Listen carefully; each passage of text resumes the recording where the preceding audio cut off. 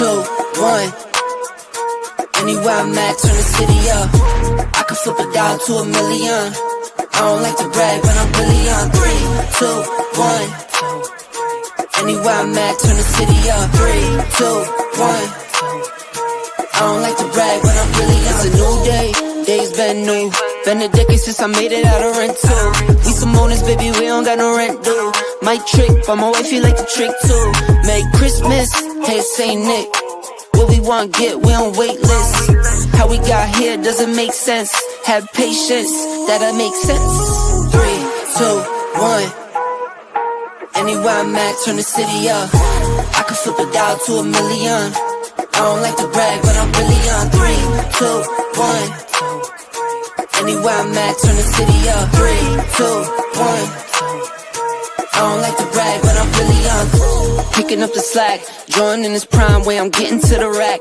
I do what I want, when I want, where I want, no cap. Put in all work, now I'm getting to the back. 25-8, I got money on my mind. Live life great, but I'm always on the grind.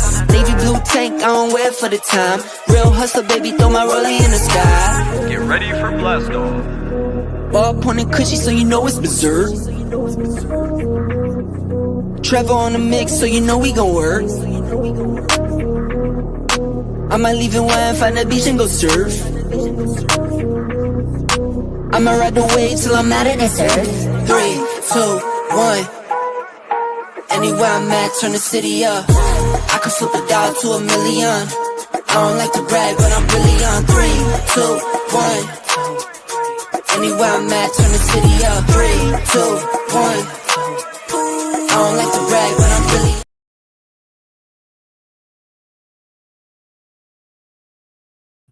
Ladies and gentlemen, can y'all hear me? Put a 1 in the chat. If you can hear me, put a 1 in the chat. If you can hear me, man, we back here again on Flippin' Tables Tuesday, because, you know, we have these conversations nobody else is having. So we definitely want to get into this conversation tonight. You guys see it. It says, you can't sell a dream looking like a nightmare. And so we definitely want to have this conversation tonight, guys. Listen, when you come in. Okay, yeah, I got you, brother. Thank you. I'm waiting on you, Lost. Where your ass at? What's up, Catalia? Let me change it. Thank you, Lost. I appreciate you. Yep, you're absolutely right. It was not on the right one. Boom. There we go. Now we rocking. All right, so I just want to say pause. Okay, pause. But anyway, we got to have this conversation tonight because for the last few weeks,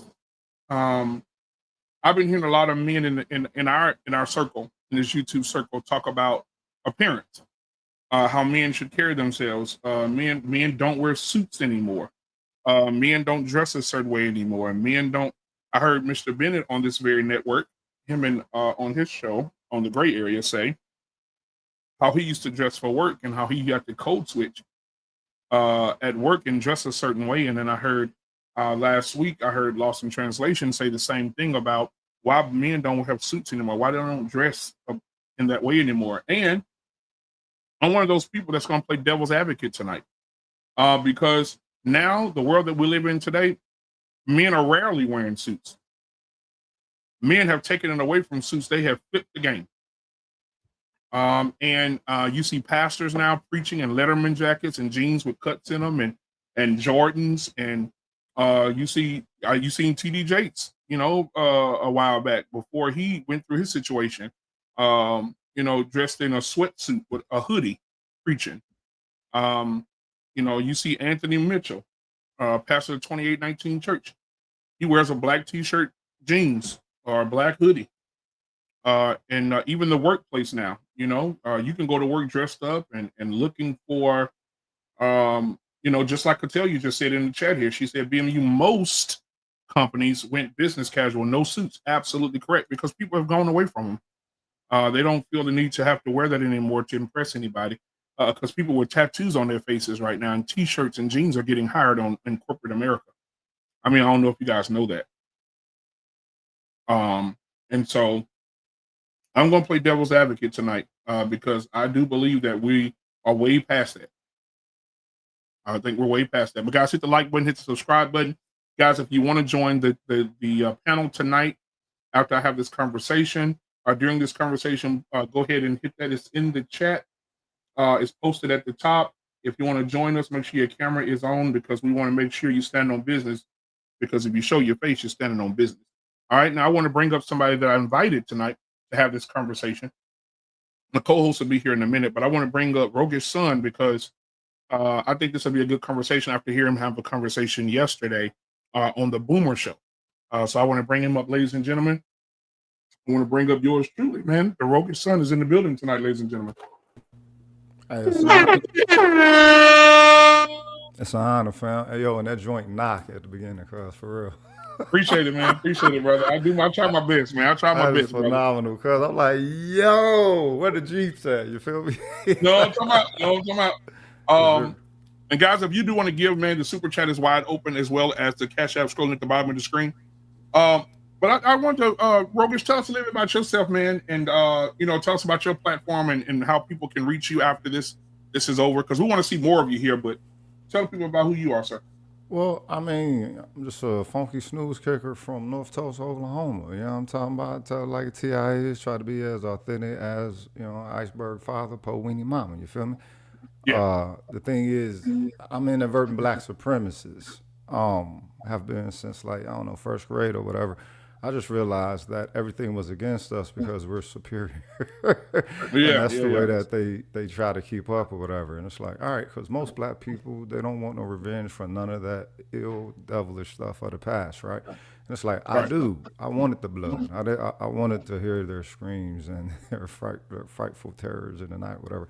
I wanted to be their Jason in Camp Crystal Lake. But the thing is, most black people, they're like, nah, we don't want to do that. Let bygones be bygones, but they still mess with black people. So it's like, all right, then what's the deal that you're messing with the people who not trying to destroy you? They're not trying to get revenge. They operate on love. Everything about them is love, love, love, almost to a toxic degree to where it's not even really, reflected amongst their own or whatever. And you still fear these people. It's the ingenuity, it's the lights, it's the fact of why everybody want to be black within cultural expression or something like that. We got a light on us that don't nobody else got and shit. It's like, all right, I accepted that at a very young age. Man, that's interesting. We need to have a show about that one day, brother. Already. Yeah. So, man, so tell me this, because I like to have an icebreaker. There's a lot going on in the world today, man. Is there anything that's sticking out to you as far as in the world today, as far as black people that we're going through right now that's just shocking you or surprising you at this moment? It's a degradation of character refinement. We were known for being a refined people, and we're not that anymore. We don't take pride in that. And it's like, all right, then I can understand getting a little bit of Richard Pryor with it, but even Richard Pryor was, serious, doing some discussion and everything, and it wasn't always jokey. It's a very very, very leisure existence for the way that people are human in these days. You know what I'm saying? It's getting more and more artificial, and that takes away from the humanity that they supposed to be flexing.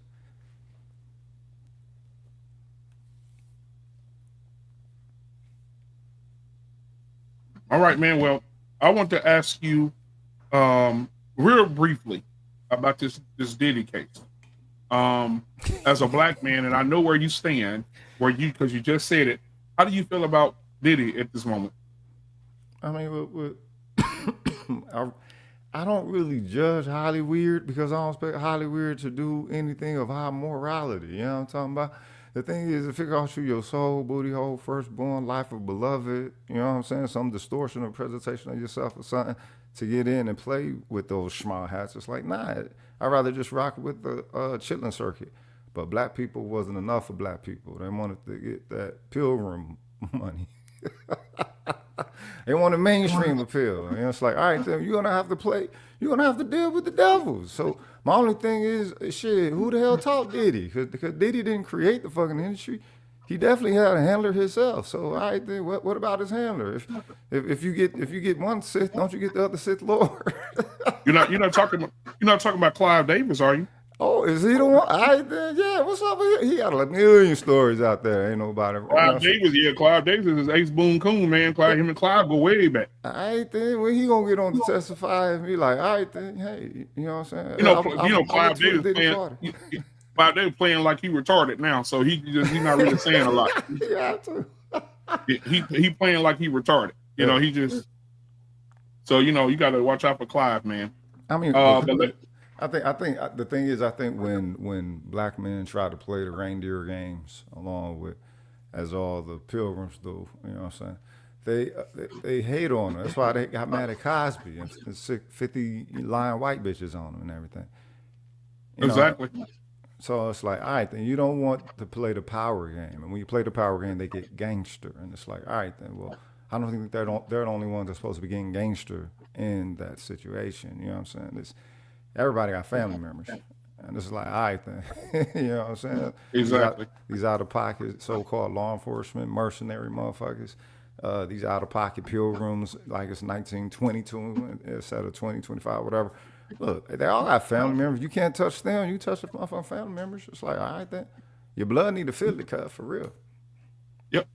Well, ladies and gentlemen, my co-host has made it. Here he comes. Tired of feeling like your words are falling on deaf ears? Learn how to master the art of active listening and unlock the secrets building stronger relationships and achieving greater understanding with the Lost in Translation podcast. What's going on, my guy? Come on inside and get yourself something cool to drink. How you feeling today, Doc? What's happening, man? How are you? Man, I'm doing pretty good, man. I'm honeymoon happy and peacock proud to be in this building tonight with such astute black men and having a great conversation. Indeed. It's always good to be in the presence of greatness, man. Always. How you doing, Mr. Son? Keeping it sharp. You know what I mean? Good to see you, brother. Good to see you. Respect. Now, before we get started, I got a Cash App here for $5. So thank you so much for that. And y'all know I got to give you a little something, and we'll be right back. Pastor! Tryna party all night, DJ play another song. Tryna party all night, DJ play another song. Tryna party all night, DJ play another song. Tryna party all night, DJ play another song. Tryna party all night, DJ play another song. Tryna party all night, DJ play another song. Tryna party all night, DJ play another song. Tryna party all night, DJ play another song. It's clever, baby. I'm in this bitch with AJ in the club, jumping up and down like it's payday. Party all night, shout out to my nigga, baby. Yeah, that's my DJ. That's my DJ. Nigga, I've been rolling like a Mack truck. Fine, throw me back one. Don't step on my shoes, nigga, back up. But you fuck around and get your bitch snatched up.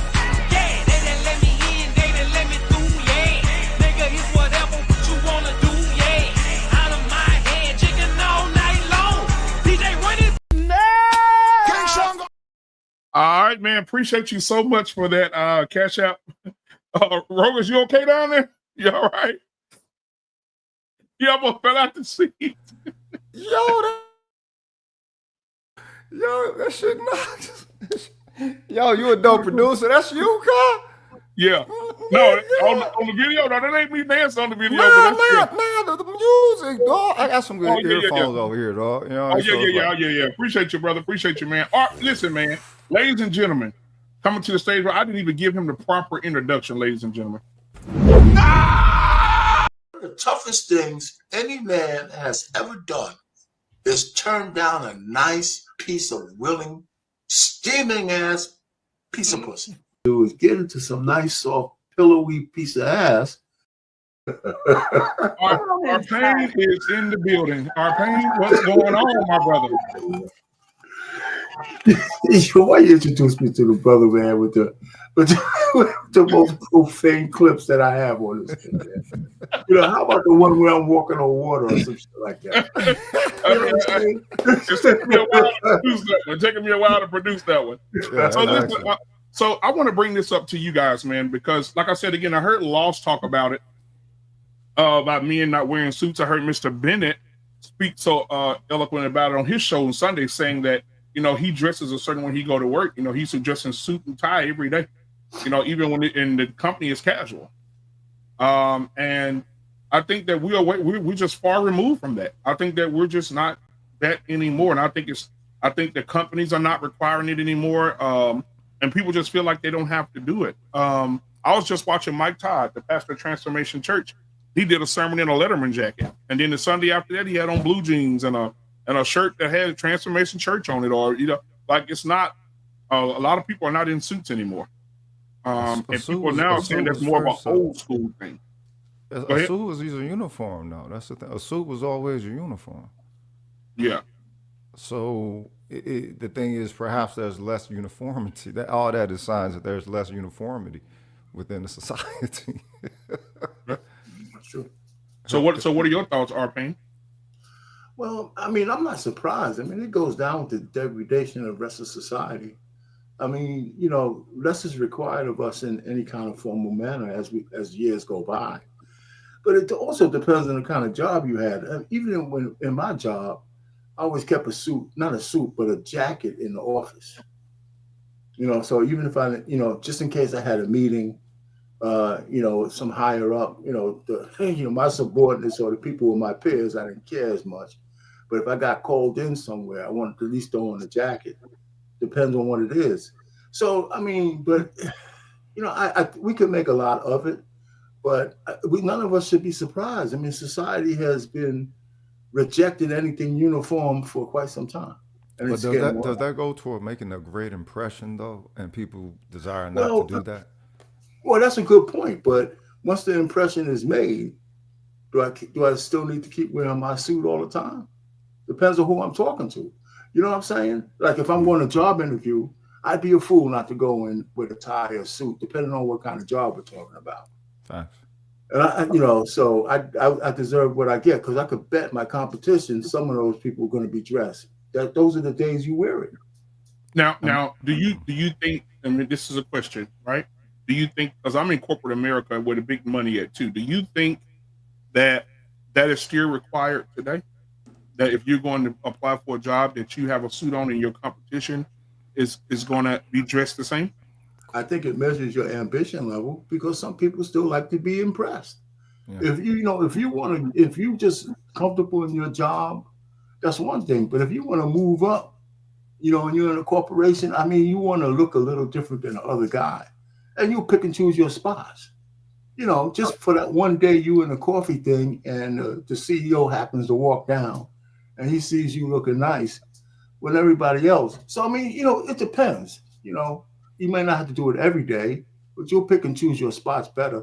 I had some friends who were always dressed, even on dress down days. I stopped working 5 years ago. I had a couple of buddies who was doing it. You know what I'm saying?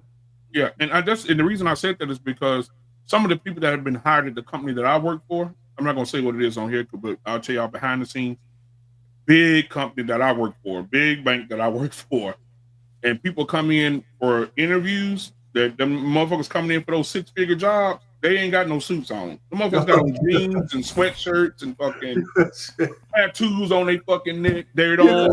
They're not. Different color hair and shit. Different color hair. Motherfucker making $150,000 got green hair and shit. Yeah, you know what I'm saying? So it's like, I think now it's just no longer required. I mean, I'm just saying, like, even in big jobs making 6 figures, you're no longer required to dress like that no more.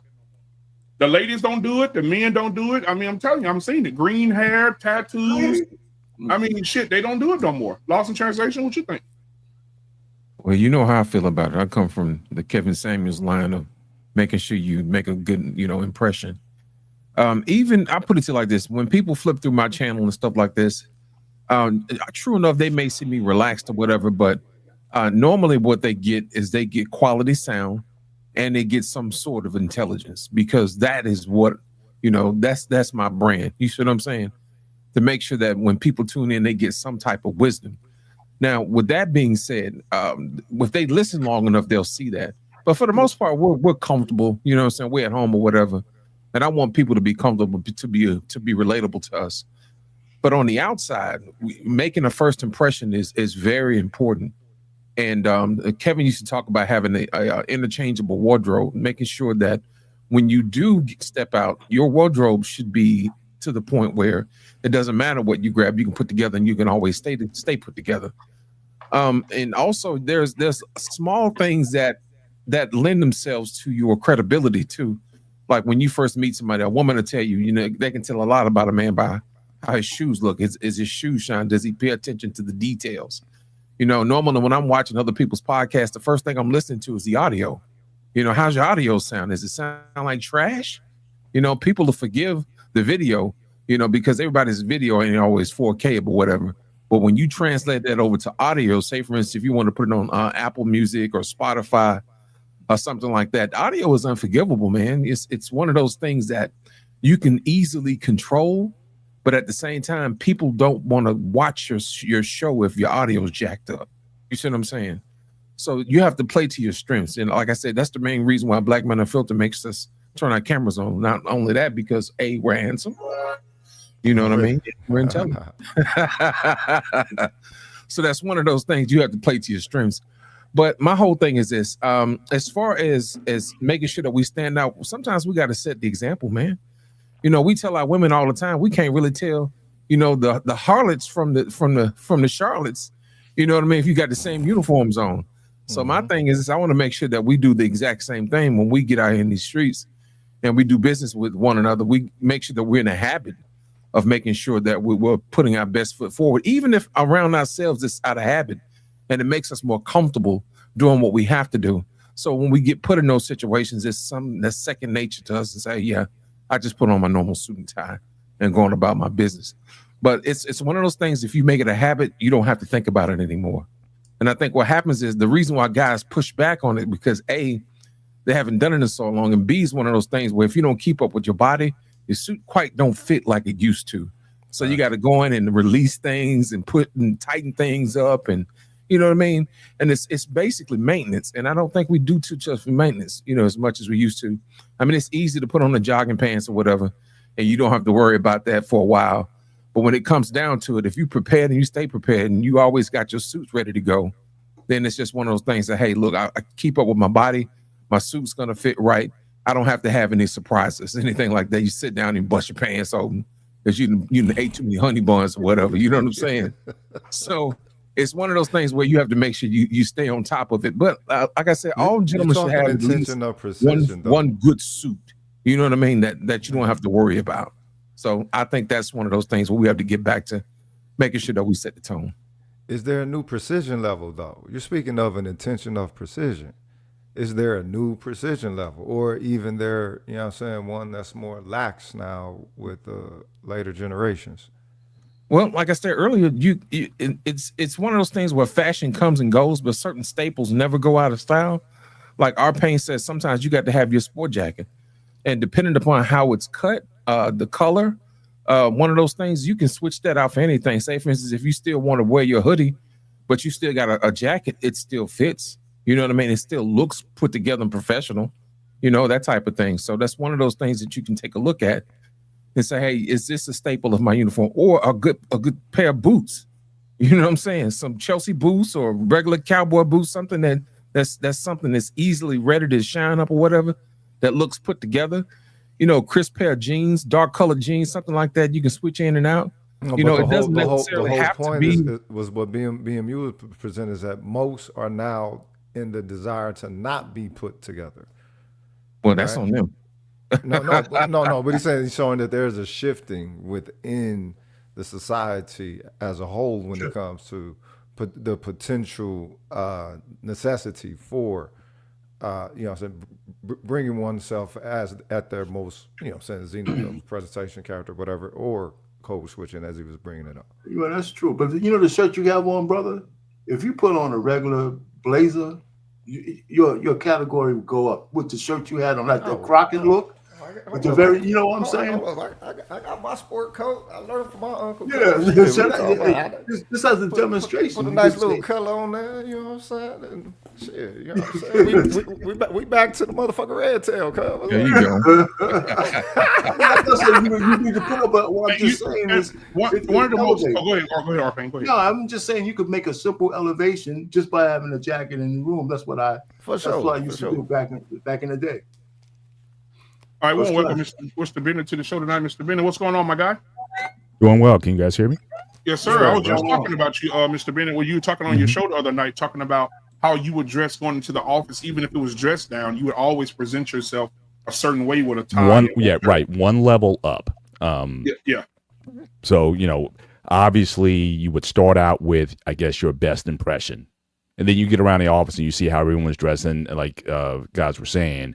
CEO, he's in jeans and and a polo shirt or something like that. So again, very casual environments. But I got so used to dressing in a certain way, slacks, polo, shoes, color coordinated or whatnot. It just became a part of who I was. So I always did that. But certainly when we were back in college, and I go back to the late 80s and 90s, we were like dressed up and down. A lot of guys from the Nation of Islam. And certainly there was like a certain dress code and standard when we had events.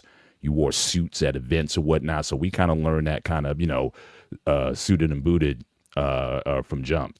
And that still kind of stayed with me. And I guess the only thing I don't want to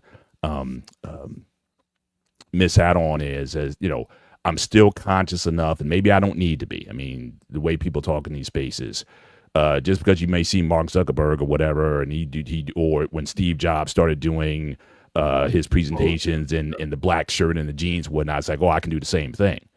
I still think, and I would still inform a brother who's going into corporate America or other spaces like that you don't just think you can just show up like everybody else. I still think you're going to be judged by a different standard. And so for me, again, I don't want that narrative drawn to me until I know I can control. Once I get myself in there and once I start to work the room and see kind of what the culture is like, then I may adjust myself accordingly to that. But again, I don't want to do that off jump. And it still bothers me to this day. You guys were saying before that people show up in interviews in jeans or in colored hair and things like that. I've seen that myself as well, but I would never certainly encourage anybody going in for an interview to dress like that. I just think that, and it might be depending on the company that you're working for, but I just want to recommend that certainly for a black man to do that. And even my daughters now who are, getting established in their careers, I'm constantly on them about, check your wardrobe. There's certain things you should have. And I miss like whatever happened to those business suits that the sisters used to wear back in the day. Form fitting, the jacket with the nice shirt and the skirt that would just hug and the pumps and whatnot. First of all, it was attractive as anything, man. But definitely, I think that should be in your staple. Now, again, you can adjust and as you go on, but like Loss was saying, I think there's certain staples that should be in your wardrobe. A suit, a dark suit, either I wouldn't say necessarily a black suit, but sort of like a charcoal gray or a navy suit. I think you need a blazer. I think you need, again, 3 pairs of shoes, black and a brown pair, and belts, and make sure you wear dress socks, not white socks, with your suits. And I'm still not there yet. I see guys now, everybody, because now it's prom season. So I was out with my family just over the weekend at the malls and everything. So it's getting prom season. I still haven't adjusted to like the tuxedos with the sneakers yet. I'm not there yet. Yeah. I'm not saying you got to wear patent leather, but a nice pair of shoes is still unbeatable. But yeah, showing up in a nice suit with Jordans on, I'm not there yet. I'm not just. I get it's a new generation, but I still think. You know what? Robert Kraft, the owner of the Patriots, said that. He said people look at him how he dressed, and he'll put on a nice sport jacket and some tennis shoes. He said he's had people that he's donating a lot of money to say, "This is a black tie event. You can't come in here in tennis shoes." He said, "If I can't come in here dressed the way I want to dress, you're not getting my money." Yeah. Well, you can do, but now that comes from a position, like I said, if you're in a position where you can dictate, then by all means, then dress the way. Like I said, Steve, you wouldn't have told Steve Jobs how to dress. Yep. Or like I said, Mark Zuckerberg, when he started doing his presentations with his hoodies on and whatnot. Mm-hmm. Yeah, if you own, then yeah, you can control the narrative. But until you get there, then I think there's still rules that you go by. Now, again, some people will, label that codes with, again, same how you talk. Like, profanity. I again, at least until people are very comfortable with you and you're in that environment and you think you can kind of let loose with that, no profanity. until you've earned the trust or the respect of those around you, where you can kind of let loose like that. I still think that you need to have a certain level of decorum and a certain guard up before you just let yourself go, or you become an authority figure where you can have some control over the environment. But just coming in, and that's, I think, a problem with a lot of younger people. You just think of just coming in just like like a boss, and you haven't demonstrated yourself yet. Do you think, Mr. Bennett, it says a lot about the company if they do come in with green hair and they do come in with jeans and a t-shirt on, and they hire them for those big jobs? I think it really depends on the position. I think, especially in the tech space, especially here in this country, there's a dearth of talent, and certainly if you can demonstrate that you can actually do the job, if your technical ability is such, and you're also jobs that command top dollar, like back in the day, if you knew SAP or some high-end database skills or whatnot, they were like, we don't care, as long as he can get in. I mean, he's going to be working a grade short shift or overnights anyway or whatever. Or now, especially since the pandemic, everyone's been working virtually. So again, everyone's attending meetings. You might have your shirt on, but you're in your underwear, doing Zoom meetings and team calls, stuff like that. So there's definitely been a lax in terms of that kind of culture. But I think more so than, say, certainly 20, 25 years ago, skills definitely pay the bills. I would certainly concede that there's certainly been a move in direction of, if you can get people who have the requisite skills to have an immediate impact on your bottom line, then I think you can certainly let some things go. But again, that's still a show and demonstration of your abilities and your ability to command that, because that's also going to have an effect on your rate. When you have those kind of skills, you can name your price. They trying to pay you 75. No, I want a 100. I want a 120 an hour. And so again, you have to be in position. And I think for a lot of people, they think they're in position, but they're really not, to really dictate or make moves like that. And I think, again, understanding where you are in your skill set, in your career, I think those things are important. You always have to have those things in front of you before you can make those kind of demands or make those kind of changes. Yeah, because we got a VP of dealer operations at the bank, and they hired him, and he came in. He has the Zelda necklace on today.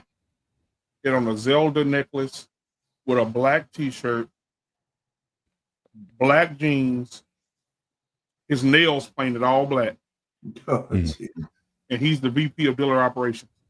Mm-hmm. But I'd have to say, I just looked at him like, I got you. Yeah, 100%. Dude, like, what the hell? How did he get here? What? Like, he got on the black boots. I don't mean to say this out loud, but I'm gonna say it in a way. He looked like one of the Columbine shooters. Maybe you should say it out loud. You know what I'm saying? He did. He looked like one. I looked at him. I said, and I was thinking to myself, he coming here with a jacket on, I'm leaving. Let me ask you something. Let me ask you something on that point. Would you think it depends on who he's meeting that day? Let's say the big boss is coming in. You think he dressed like that? I don't know. But the ladies there with that purple hair, those white women, some of those white women that want to be black, dye their hair purple. They come in with their gray hair with the little purple mixed in it and shit. Wow. They don't care. They really don't. No, I'm specifically talking about him. It'd be interesting to see if he would mix it up depending on who's coming in. Yeah, well, if they say somebody's coming in, most of them can't afford to change their hair, so they're gonna leave it. No, I was just specifically talking about that guy, the VP. Yeah. So when people come in, he'll probably. I've never seen him in nothing dressed up. I've never seen him in a suit, tie, jacket, sports jacket, nothing. It's always t-shirt, always all black. He's dark. He's one of those dark people, like the Crow or some shit. Yeah, he got on black. He's a goth. He's a goth. Yeah, there you go. Because all his fingernails are black. He wears black t-shirt, black jeans, black boots, fingernails black. He's goth. Yeah, there you go. That's what I was looking for. Thank you. Whoa. Okay. Yeah. So But now, how is he as a manager, as a supervisor for the position that he has? Does he have the skills? Has he showing or? I got to give it to him. The man's amazing to the people. He is. He every morning he asking everybody, do you want, how are you? How are you feeling? How's your family? I'm going to get Starbucks. Who wants something? You ain't got to pay for it. Yeah, you want that in chat last week? I mean, he's just that guy. He's open like that. Like He's when probably comfortable. Probably right. comfortable. If you see him though, without meeting him first, you're gonna be like, what the hell is that? Kids call it off now. So, No, but I'm talking about the bottom line. I'm not because again, you can have that too. You can have the personality and whatnot, but again, companies generally pay you for effectiveness. Your bottom line, you're generating productivity, meeting deadlines, and keeping people accountable. How is he at that? How is he at his job, his skills, his knowledge set of the environment? Can he really relate to the, speak to the issues and problem solve? I mean, I'm talking about that kind of ability because that's ultimately what you're father for, not to be a team. Yeah. One of the things that stands out about him, he learned everybody's job, and so he know how to do everything. Okay. He's a star. All right then. So you know what I'm saying? He know how to do this. He learned everybody's position. Like he know every. So when you ask him a question, he ain't got to go ask the other manager. He already know. So that's an asset. That's a So company. yeah. So he just he weird. He can dress how he want to dress. Yeah, he just weird. But Beans, man, we want to welcome Beans to the show. Coach Ferg just popped in as well, man. We appreciate you guys for being here. What's going on, fellas? Peace. What's up, man? How you doing? Now, my question for the panel was this: does it really still matter how someone dresses when they go for a job or when they go on a date? I've seen people. I work downtown Dallas. When I get out of work, I see people going to these nice little restaurants. I see how these people dress. I'm like, damn, like the dudes got on flip flops, shorts, and t-shirts. Like they don't, and the girl could be dressed in something nice, like a little sundress or something. But the dudes be in damn flip flops, t-shirts, shorts. I mean, it's not like it used to be. And I'm saying, is that still a requirement? Is dress still a requirement, guys? Is the question. Let me ask you a question. The guy who has the alt outfit, the all black, with the fingernails and all this other stuff. Is he a brother? Nope, he white. Okay, that's all I need to know. Go ahead, continue. Yeah, he white. He white. Go ahead, continue. One of the things at my company that they support the most, the white men like that, or the gay black men. Oh, Jesus. Who also come to work with not locks, but come to work with the sister braids and what's the girls? The girls with the braids, the box braids, and all that shit. Yeah, they call them goddess locks or something like that, right? Yeah. They had the locks. They have them coming down over their shoulder and shit.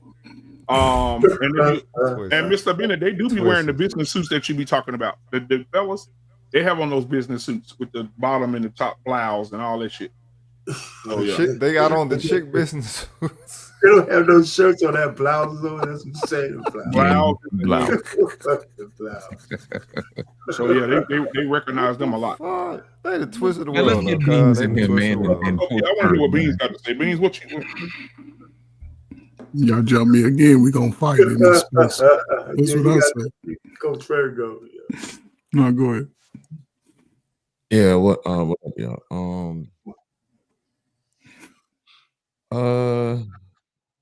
So, well, first of all, it's a pretty light topic. When I saw the invitation, I was expecting this is going to be some fireworks type shit. I'm like, got fire in the picture. Like, what black man want me to come over here and say crazy now? Right? But I mean, hold on. Let me ask something to me. Let me throw a match on your gas real quick.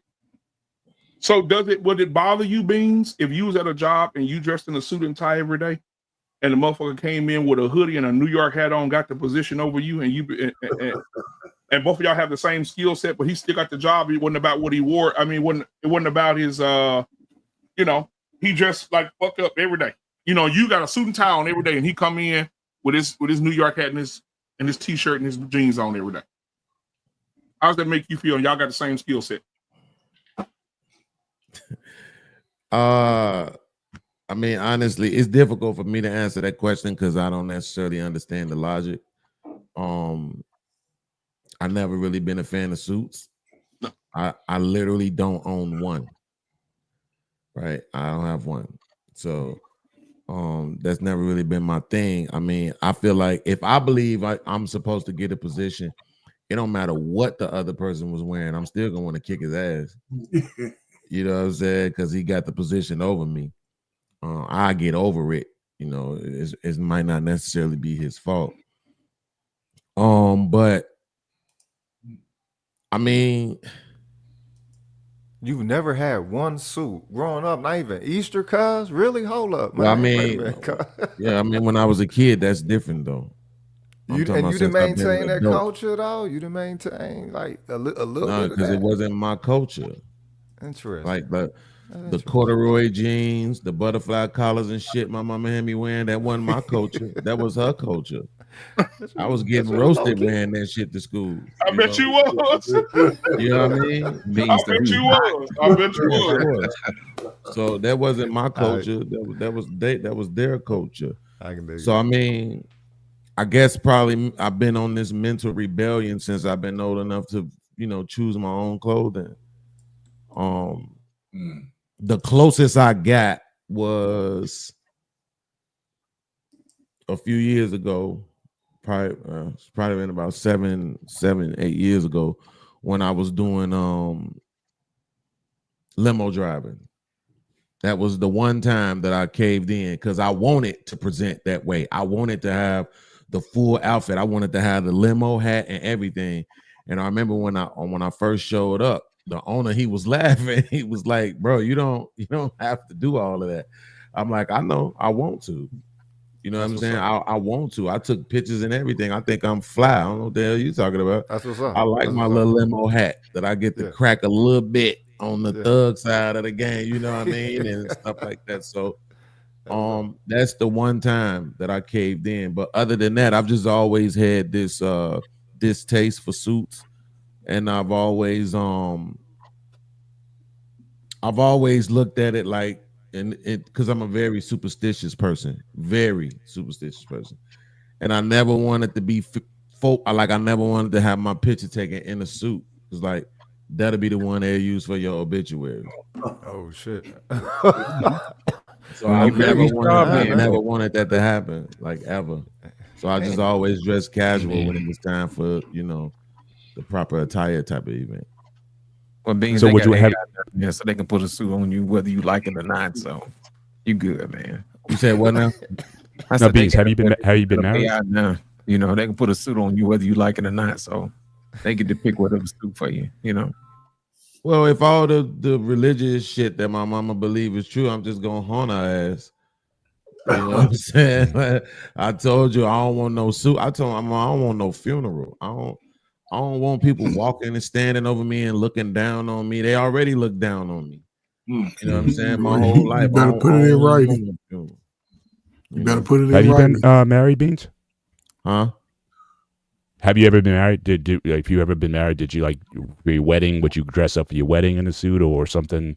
Nah, I mean I can't remember what we wore, but believe me, it wasn't no suit. We wasn't dressed up. We had on our regular clothes. We didn't even have rings when we got married. When it was time to do the ring part, we just held hands. Like it was what it was. But yeah, I don't know. I mean, I heard somebody say earlier when I was setting my camera up and shit. Like, you got people out here with tattoos all over their face. I mean, it's very difficult, in my opinion, for you to hire somebody with tattoos all over their face and then try to tell me how to dress.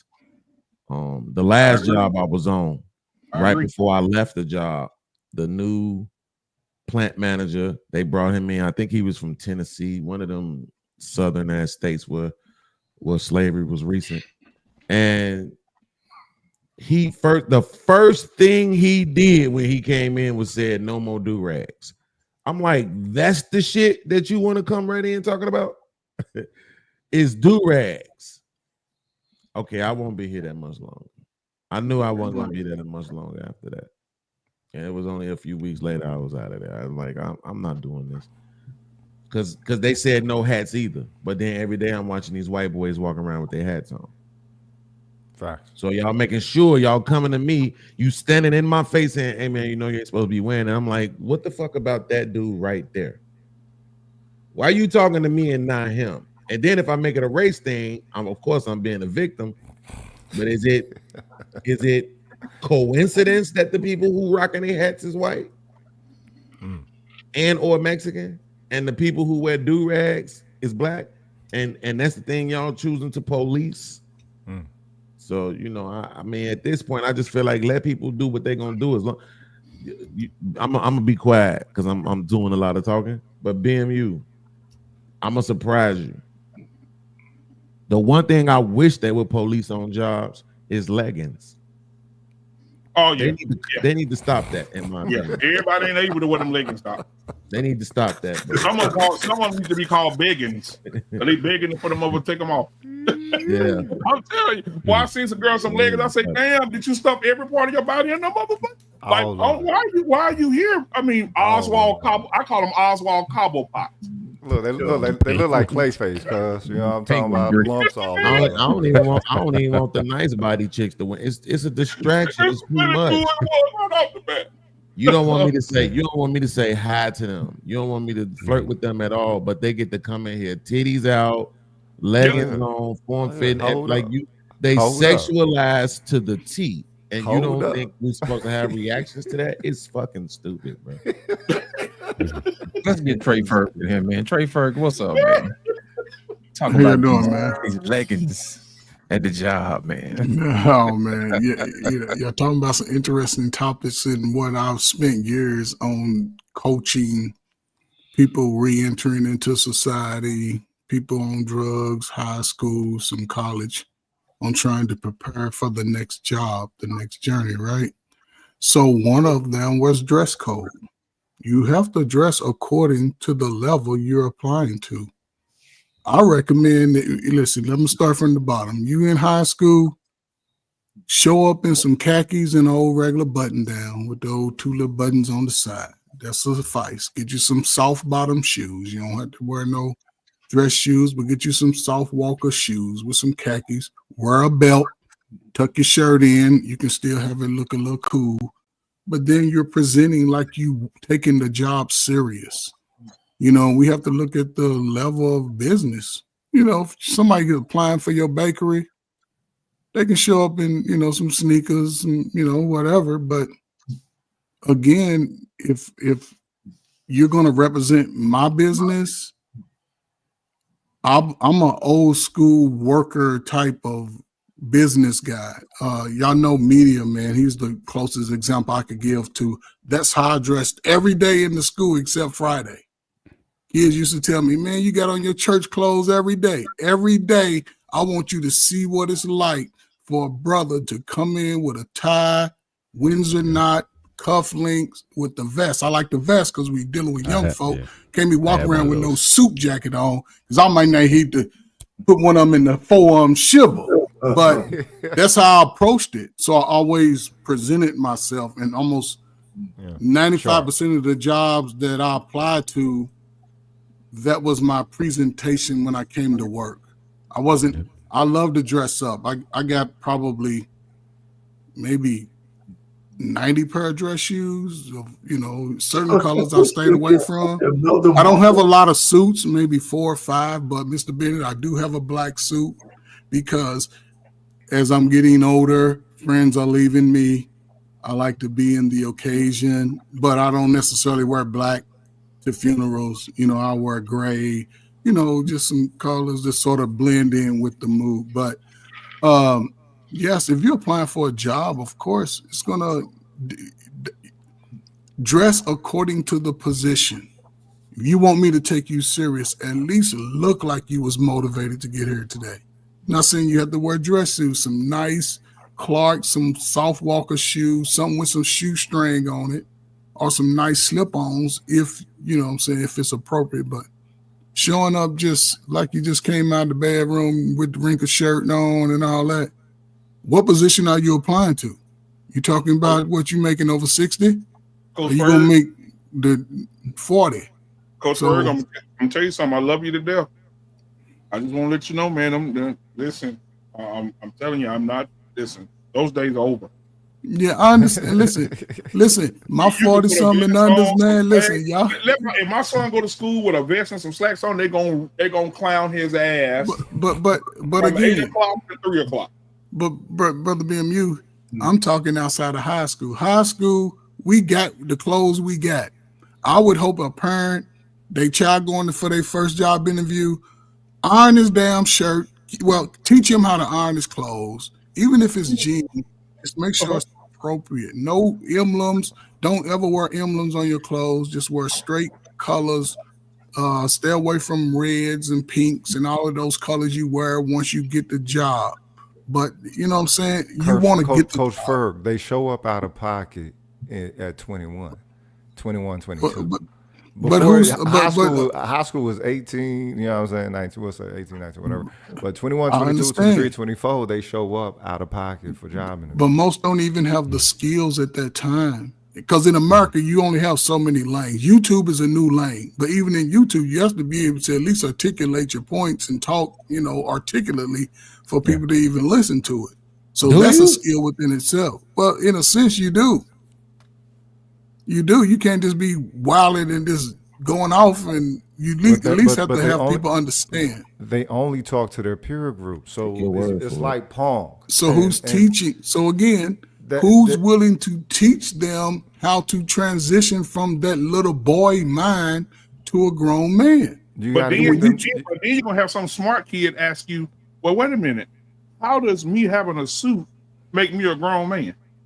It's not about having the suit making you a grown man. What position are you? And I'm not saying there's certain suits that you wear to business. I'm not saying you wear that same zoot suit that you wear to your cousin's graduation. There's a certain suit style that you wear, and it depends on the level. I'm not going for $100,000 job coming in there with this shirt on, talking about I got the skills. They gonna look at me like, get the hell on. At least you ain't got to wear a tie, just a blazer.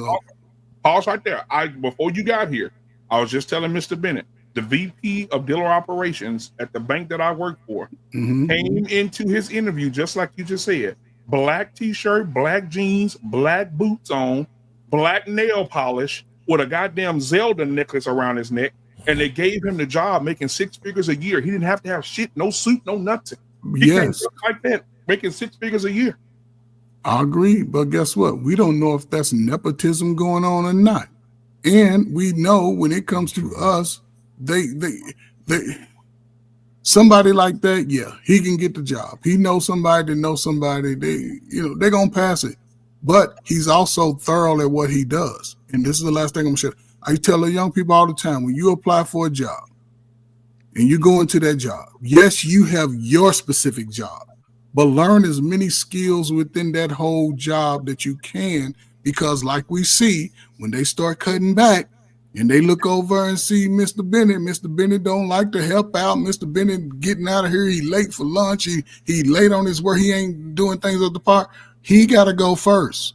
But our pain moves around. He's trying to learn new skills. He's valuable, just like the guy. He learned everybody's job, so they know that. And when you're young is the greatest time to learn it. So as you acquire those skills and you go on to the next job, hey, we need somebody to do this. I can do that. That's on your resume now.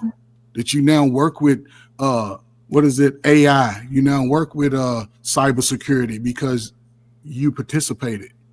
And let me say this, because a lot of people, like the people that we look forward to, I mean not forward to, but the most influential people in our lives, which are sports figures or maybe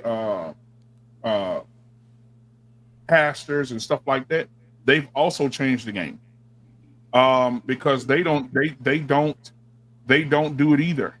They've thrown their suits away. I've seen TD with no suit on now, but I'm gonna play this little snippet here to show you what pastors are wearing now when they're preaching to their 20,000 people. Today, I'm going to give you a few principles, because the tragedy you're trying to avoid may be the reason why your faith has stunted. Most of us have stunted growth in our faith because we're trying to avoid something. And I just wanted to ask you real questions through this story. What are you trying to avoid? was like product placement. You know, But I can understand to an extent why he's in his position. There are those who what they call seeker sensitive, so they're trying to relate to. But it's just like it's the other way around though. If you're going for a corporate job interview, you're trying to relate to that environment. Here you have as this pastor, he's trying to relate to an audience that may not be feeling somebody who's in a 3-piece suit or what have you. So he may be looking at it from that. I mean, certainly a lot of churches now, kind of come as you are sort of thing, or that you don't have to, dress in church clothes or look corny or whatever. At least that's the perception. So I can kind of understand why, he would want to do that. Does he want to do that all the time? I don't know, but certainly, and again, even much as we've done, like doing a football season, we'll do Jersey Sundays for example. Everybody wear their favorite football jersey. Even the pastor's got unfortunately had his Dallas Cowboy jersey on, but things like that'll happen from time to time as well. But I can kind of understand. I thought you were going in the direction of what you've been. Some of these videos where the pastors got leggings on and stuff like that. I thought you were going with that. Look, football is a whole ritual. All right, let's keep it 100 and acknowledge that football is a whole ritual, and you got a ritual within the house of God. What the hell is up with that? Wait a minute. And that's right. Center mass, cuz. Right, and that's what I'm saying. Like even that was Mike Todd, but then Anthony Mitchell, who is he used to be in them streets really, really bad when he was young, 19, 20 years old, whatever. But this is him on Sundays. On TikTok, I'm hellfire and brimstone preaching. He's aggressive. I'm reading to you the words of the one you call Lord and Savior. What are you talking about? I'm not mad. I'm not angry. I'm reading to you the words of. So even us, and I ain't gonna call him power bottom because he's sick. Pastor TD Jakes, he started changing his outfits too. He started wearing suits to church too. He started wearing hoodies and sweatsuits and shit. You know what I'm saying? Like, so it's like the narrative is changing because I guess, like Mr. Bennett said, they're trying to be relatable. They're trying to be relatable. To who? What? To what? The younger generation? Because the majority of their audience is young kids, young people, 20, 25, 23, 30. They're not wearing that. That to me, I think that audience was black women. That means they shouldn't be there, in my opinion. I'm just gonna keep it a buck. I may think differently tomorrow, but right now, when I saw the dude with the Lakers jacket on, that's if you're not supposed to appeal to them by what you're wearing, and I'm pretty sure I can find multiple scriptures in the Bible that tells you that. Not to adorn yourself, right? Externally, but internally, right? So if you're trying to appeal to them by wearing a Lakers jacket, you already starting out wrong. They ain't even listening to you. They too busy admiring the jacket. Facts. But I mean, where do you think them Superfly suits came from? That's exactly what they was doing when they did that shit.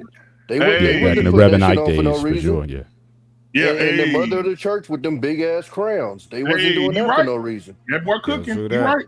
True You that. right. Okay, True so that. no, so but BMU, this is what we got to stop doing. We got to stop telling people who microwaving shit that they cooking, right? Because that wasn't cooking, right? The reason why I can tell you that wasn't cooking. Oh, this boy crazy, man. The reason why I can tell you that wasn't cooking though is because here, even if I wanted to concede to you that it was flamboyant and distracting, it was still considered what type of clothing. Yeah. Yeah, because white folks said it was. Because I'm pretty sure suits ain't come from us. I'm talking about us though. What type of clothing was it considered? Church clothes, right? Yeah, it was considered that by us. Those because, hats that the women wore on Sundays. Did you see those hats any other day of the week? No. Right. No. So that was church stuff. You see what I'm saying? Like it was what they did at church. You see what I'm saying? Absolutely. So even if I wanted to concede that it's maybe flamboyant or distracting, it was still church going clothes. That jacket ain't a church going jacket, right? Well, but okay, so all of that is subjective though. It's what people said it was supposed to be. Why? Because this is how white folks went to this church that they gave us. They went Pilgrims in ain't these got suits. nothing to They do went in with these that. suits. Dog. A Lakers I'm jacket, not. cuz I come have on. to take your Man. word on for that. I don't know that. I'll take your word Nah. for it. Because I'm pretty sure suits didn't come. That's not our natural. You feel me? Clothing. So that Lakers I'm pretty sure fan that and was all handed that down shit. to us, right? Yeah, I mean, but the you know what's the word that I think it begins with a Q. I remember that movie that oh no, that was SNL. He kept saying everything begins with a Q. The extraordinary, right? Yeah. Like that's what we would do. Because what about zoo suits? Like that was a black thing, right?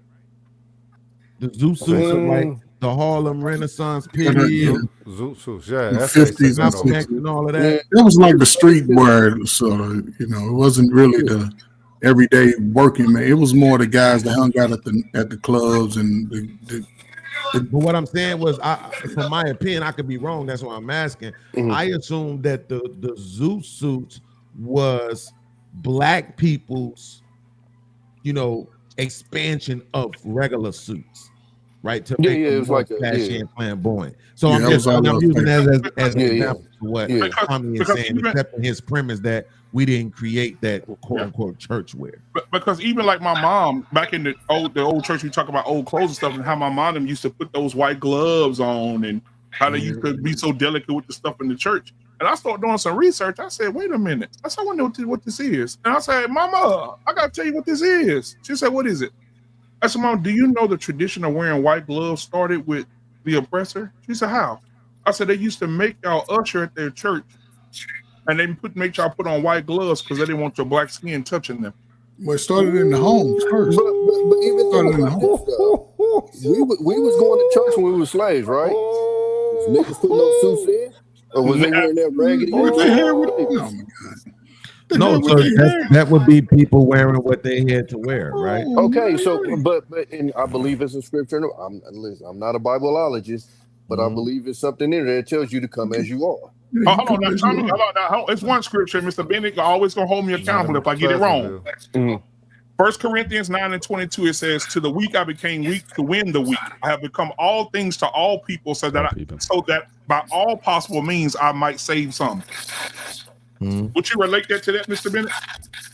Yeah, I would. Like I said, there's that seeker sense principle, but there is, as far as like, especially for women, not coming to church in adornment like jewelry and whatnot, flashy things, expensive things. Which You know, they so I did think there. our whole life. Yeah.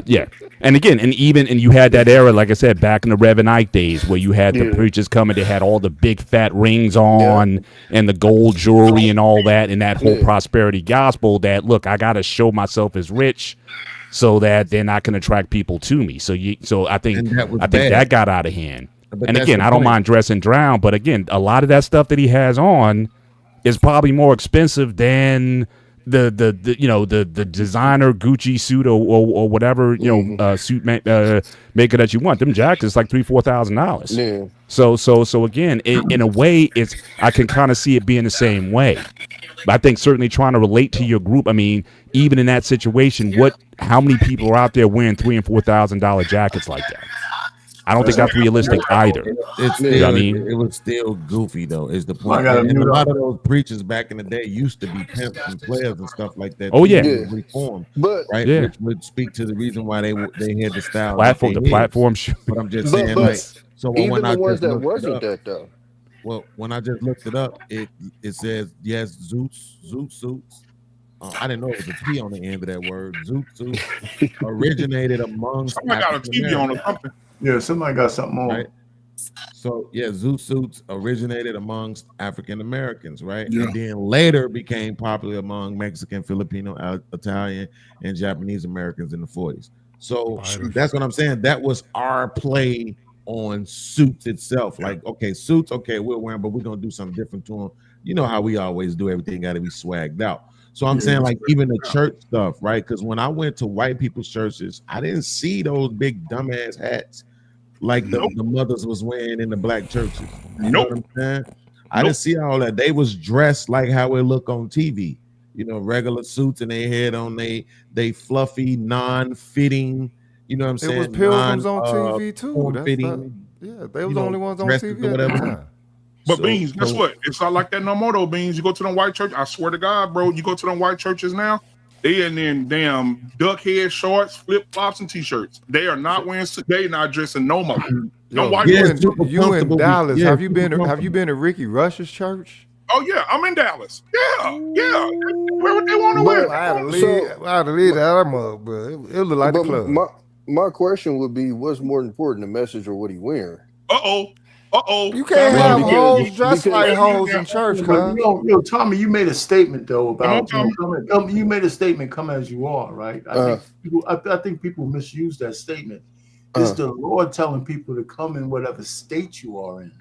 It's not necessarily come to church anyway, looking anyway. It's like come where you are. So is there a scripture that say come in your suit? No. So again, and I'm not saying that to be facetious. I'm saying that because that's something that we came up with to say this is the proper attire. That didn't come from the word. That came from niggas, and niggas got that. White folks, they gave it to them. This is how they go to church, so we supposed to go to church like this. Well, but wait. But see, this is the problem with that. The vernacular, meaning people started taking that "come to church as you are." It's really come to. Oh no, I get what you're saying with that, RP. Yeah, it's not. It's about what you are internally, right? You are a sinner, so bring your sins with you, right? That's really what it's saying. Like whatever you are, come. Not. It don't have anything to do with the way that you're dressing. Okay, but would you let hoes dress like hoes at church though, cuz? But so this is where I was about to go with it though. To Tommy's point, is that so like with Muslims, you know, they don't even pray in the same room together, men and women. Yeah. Right, because their whole thing is this time is supposed to be about this and not about that. Yeah. Right. So that's what I'm saying. If your religion is real, and yes, that is a low-key shot at Christianity. If your religion is real, then you won't even play them kind of games. No. You're not even going to allow people to come in your church like that. If I'm your gonna keep it G with you, real and not necessarily about the dollars. That's right? Why they're more respected than Christians, because it's a lot more discipline in that religion. Exactly, and integrity in that religion than Christianity. Yep. We it's very rare we see any of this goofy shit in the Muslim shit. We see it all the time in Christianity, but in the Muslims you don't see it nowhere near as much, if you ever see it. Because I'm gonna tell you right now, I don't think I can even think of a time that I've seen. The only time I've seen somebody maybe play with it is like the little goofy chicks that end up doing the porn with the stuff on. And even them people overseas told them, y'all come over here, we gonna get y'all out of here. But as far as and that shows you how serious they is about that. But outside of that, you don't really see nobody playing with that religion in any way, shape, or form. Period. Yeah, but that's the point to the dress code thing. So not that I'm trying to say a suit is the proper attire. I'm saying suits were proper attire. You know what I'm saying? Not that it's demanded that it should be mandated, but I'm saying it was proper in its dress. It's not distracting for you to just have on a suit. It's not distracting for a woman to just have on a non-form-fitting dress. That's not distracting at all. Everybody can pay attention to the word that's being given, right? When you're doing all the other goofy stuff, like we used to roast those hats. Don't get it twisted. No, for real. Those hats used to get flamed, right? Like we know y'all trying to show out and stunt.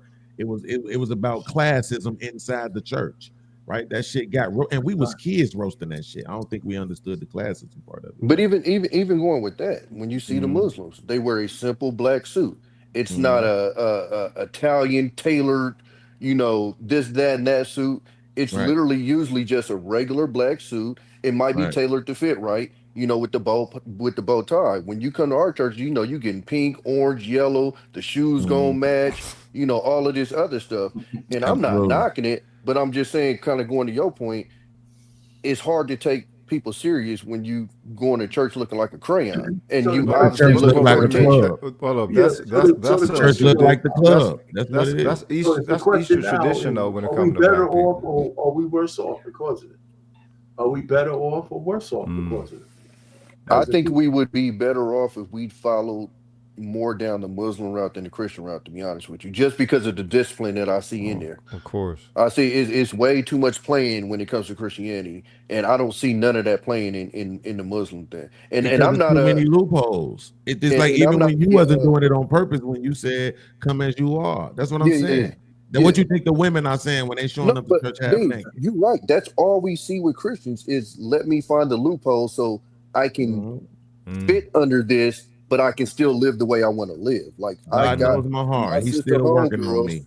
They outside, Matthew 7. married and everything, and they Christianed up. And it's like I don't see yeah. Muslim And women moving like that. I think pastors have gotten angel soft dick and then got to the point where they don't hold nobody accountable no more. They see a woman with a tight dress on, they rather fuck her than try to bless her. You know, try to tell her that she's in the wrong attire. But you know what? It's a form of blessing. It's a form of blessing. Well, I'm gonna tell you this, Arlene. The magic stick, man. We talk about those suits, but them pastors back in the day with them suits on was fucking a lot of them niggas' wives. For sure. Hey, I'm buttoning them bitches. Hold on, Sister Johnson. I'm gonna show you the milk of Jesus. Give me 1 minute. No, but they doing hold the up. same thing Wait a today. minute. Some of them was actually obligated to as well. They was throwing a lot of pussy, right? So it is what it is. Oh, no, Y'all understand what y'all doing right now? I don't know if y'all know this, but everybody right now is making a claim against this religion at this point. I'm just saying, like, maybe the religion is the problem. With the religion. No, it's the way that black people use the religion. That's the problem. That's the religion. Right? That's the problem. If they use it like a discipline instead of like a Muslims. slave, then it would be all right. It's black Muslims too, so why they can't do it with that religion? But because it's one of the religion because don't allow for all the that loopholes. religion got the top principle. Look, religion, Islam is submission. This one is with Christianity is supposed to be righteousness. You know how much humility you got to have for righteousness. You know how much. You know what I'm saying? Just arbitrary goodness that you're just putting out there for righteousness and shit. You know how much selflessness you have to have for righteousness. That is like one of the top disciplines, cuz. You get a quality being out of that, but shit, I guess it ain't worth the sacrifice for a lot of folks. Sell me, give away all your riches and come rock with me. Shit.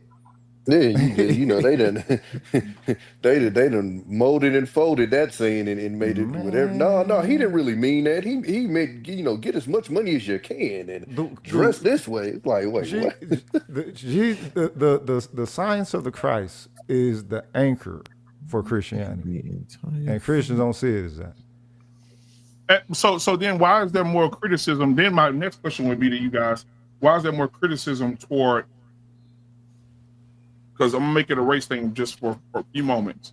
Why is there more of a criticism toward the black pastors in the churches versus, the white pastors in the church? Now I'm gonna play this little clip because I want Beans and I want everybody to get in on it, but I know Beans for sure.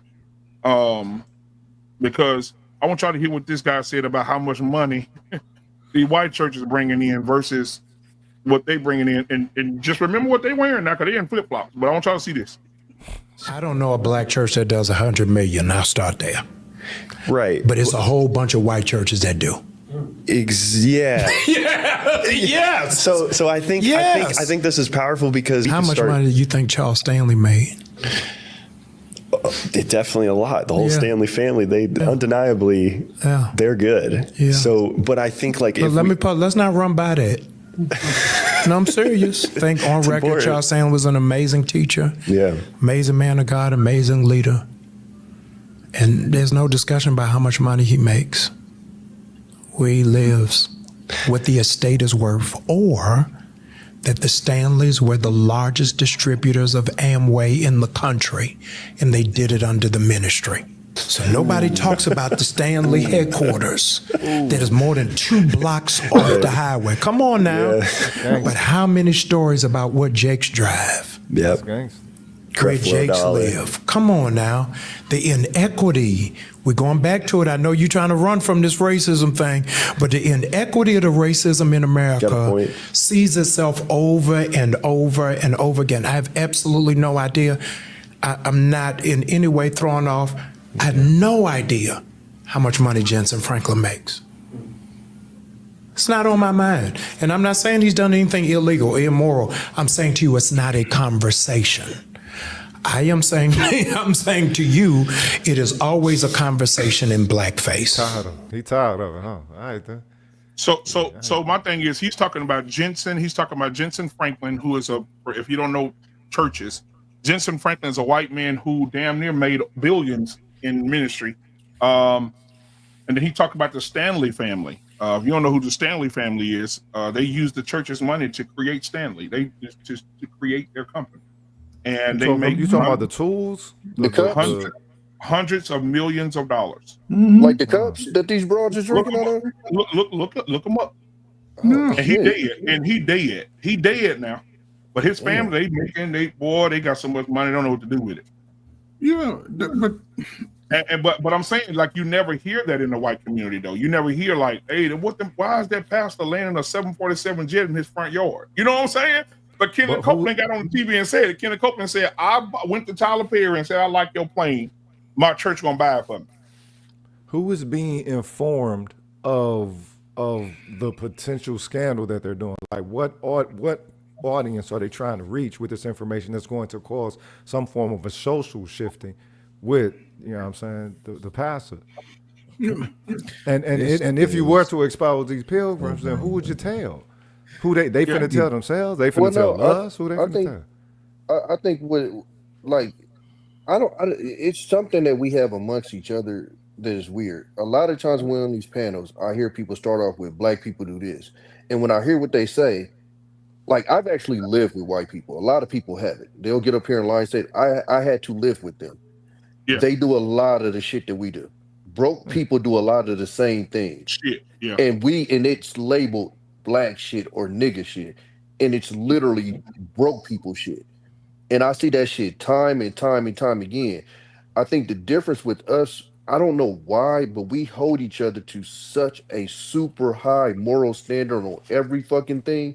It's no different than when you see if I get bad service from one black owned place, I'm not never going to a black owned place, but I can go to 50 white restaurants to get bad service, and I'm going to 51, 52, and 53. Right. I don't know what it is. It's weird, but we have that amongst each other. This like what they say with the pastor thing. It's not even a discussion amongst them. The weird shit that white people do in trailer parks. It's not a discussion amongst normal white folks.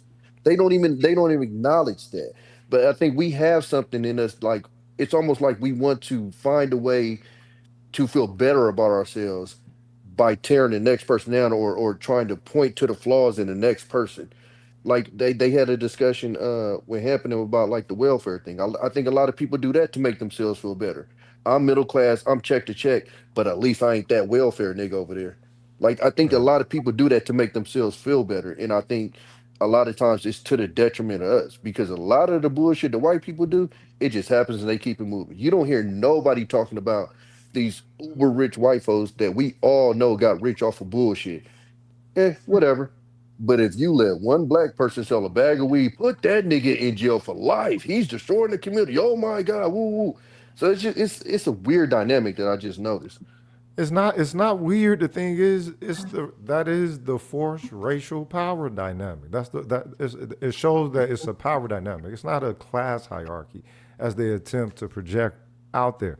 It's a power dynamic. It's just based off of skin color. So it's like, all right, then, who is it that is providing these pastors information that they don't want out there? And if it's always the black pastors, it's like, all right, then is it black people that is initiating, you know what I'm saying, these doxings into their books or whatever? Or is it an outside factor that is presenting this information where nobody was asking about it, but now, here it is on the docket. Now you got this friction that you're going to go, about. Like I was asking before, who is the audience for the so-called scandal? Is it his parishioners or what? It's not, but I don't even know why we would consider it a scandal though. Because I'm saying it's projected as such. It's projected as such, right? The fact that they have such accumulation, it's like basically what a nigga doing with all this without saying it. You know what I mean? Exactly. Let me say this real quick before I forget it, because my memory is getting bad. I tried to write it in the chat, but I don't like typing either. That shit feel homo. This nigga here, Kyle. The fact of the matter is that I wish I could meet that guy from that video. He the same one who told everybody to boycott Target, right? Yes.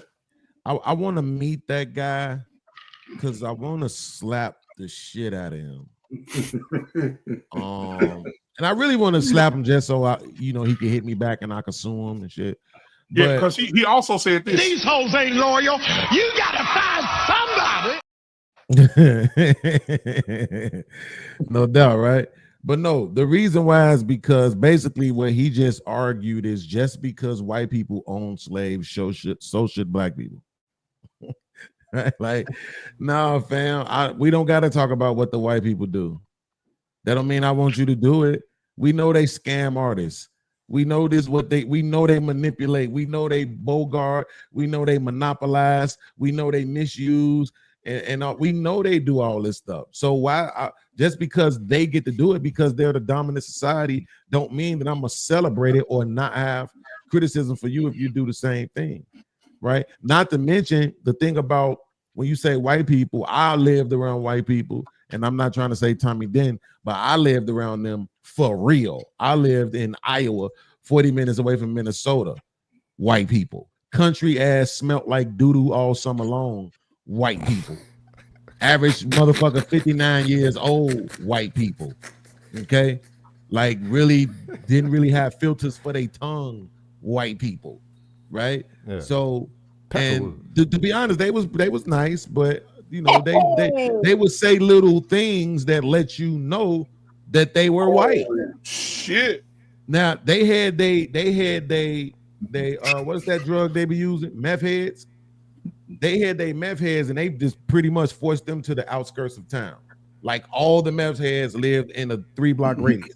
Right? Everybody living together. It's y'all area. Y'all better stay over here or it's gonna be problems, right?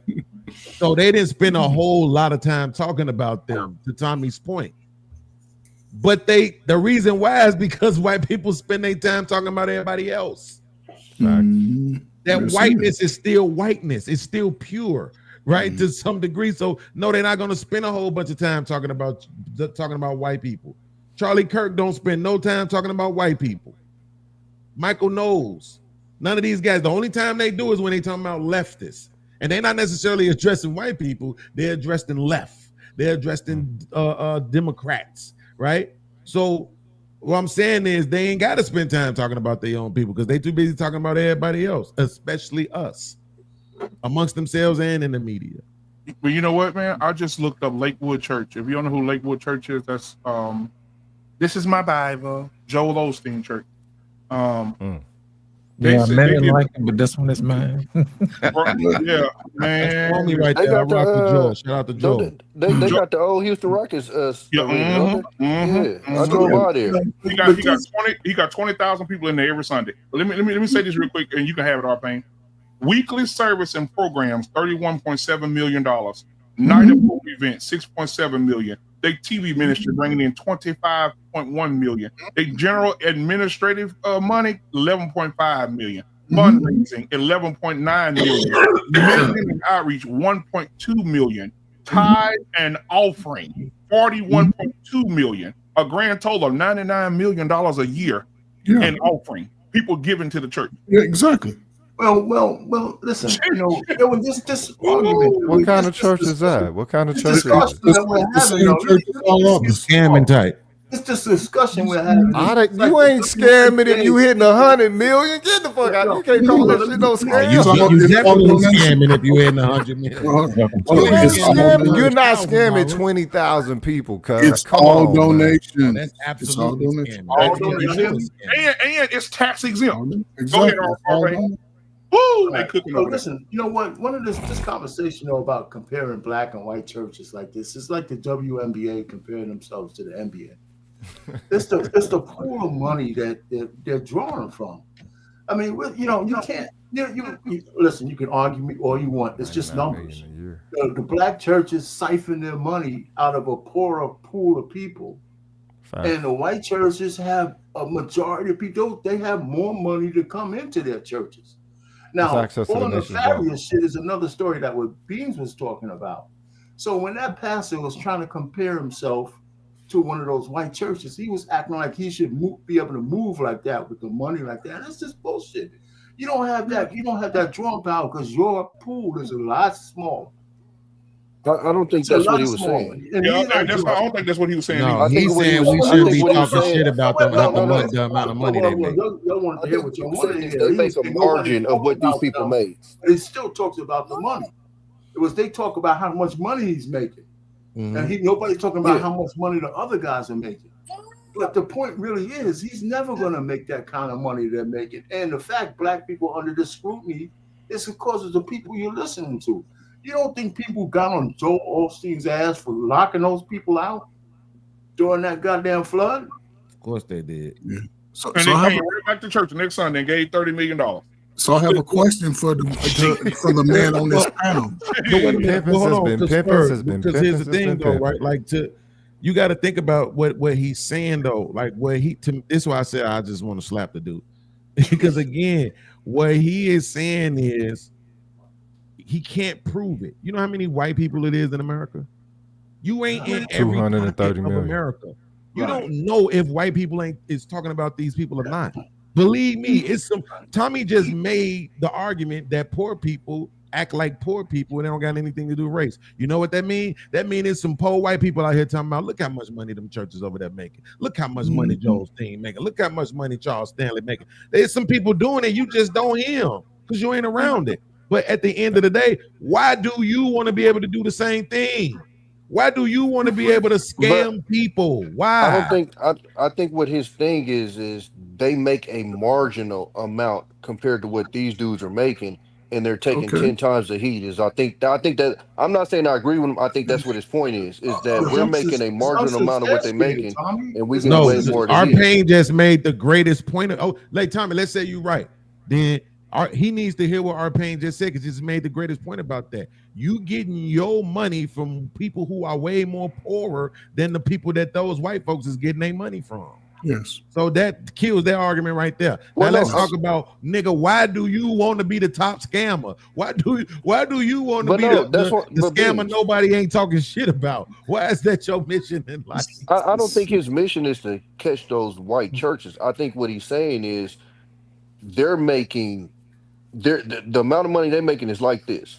Okay. And like you said, it could be because he's not in those circles or whatever. I can say I've never heard that conversation before from white folks because it's a church that's in my city right now, and I think on Easter I think they did like 1.2 million or whatever. White dude is the reverend or whatever. No whisperings, no oh shit, nothing like that. I think part of it, to be honest with you though, is because they damn near rub it in your face when they get the bread, and I don't see that with the white churches. Like I don't see the pastor of the white church pulling off in a Phantom, and I'm pulling off in a Honda Civic, and nigga, I just gave you $100. Like that because most of them got bread with them. White America is where the most of the wealth is. So they're definitely going to be pulling from a higher qualitative monetary source. The thing is, the preacher ain't supposed to be balling. Okay, the preacher can definitely do well. Yeah, the preacher ain't supposed to be balling. The preacher can't be a baller, cuz. Which is my point about this dude. Because let's just be clear. What he was saying in that video was, niggas, stop talking about our money. That's what he was saying. Y'all stop talking about how much money we make because don't do it. Let us scam in peace. That's basically. But again, this is how fooled we are by this whole Christianity ideology, right? Because I'm gonna ask y'all this guys on this panel, and BMU, you mentioned it before. How many of y'all attend church regularly? Man, okay, so we got 2, 3 out of 8. Okay, so majority of us don't, right? So again, and we grew up in it though.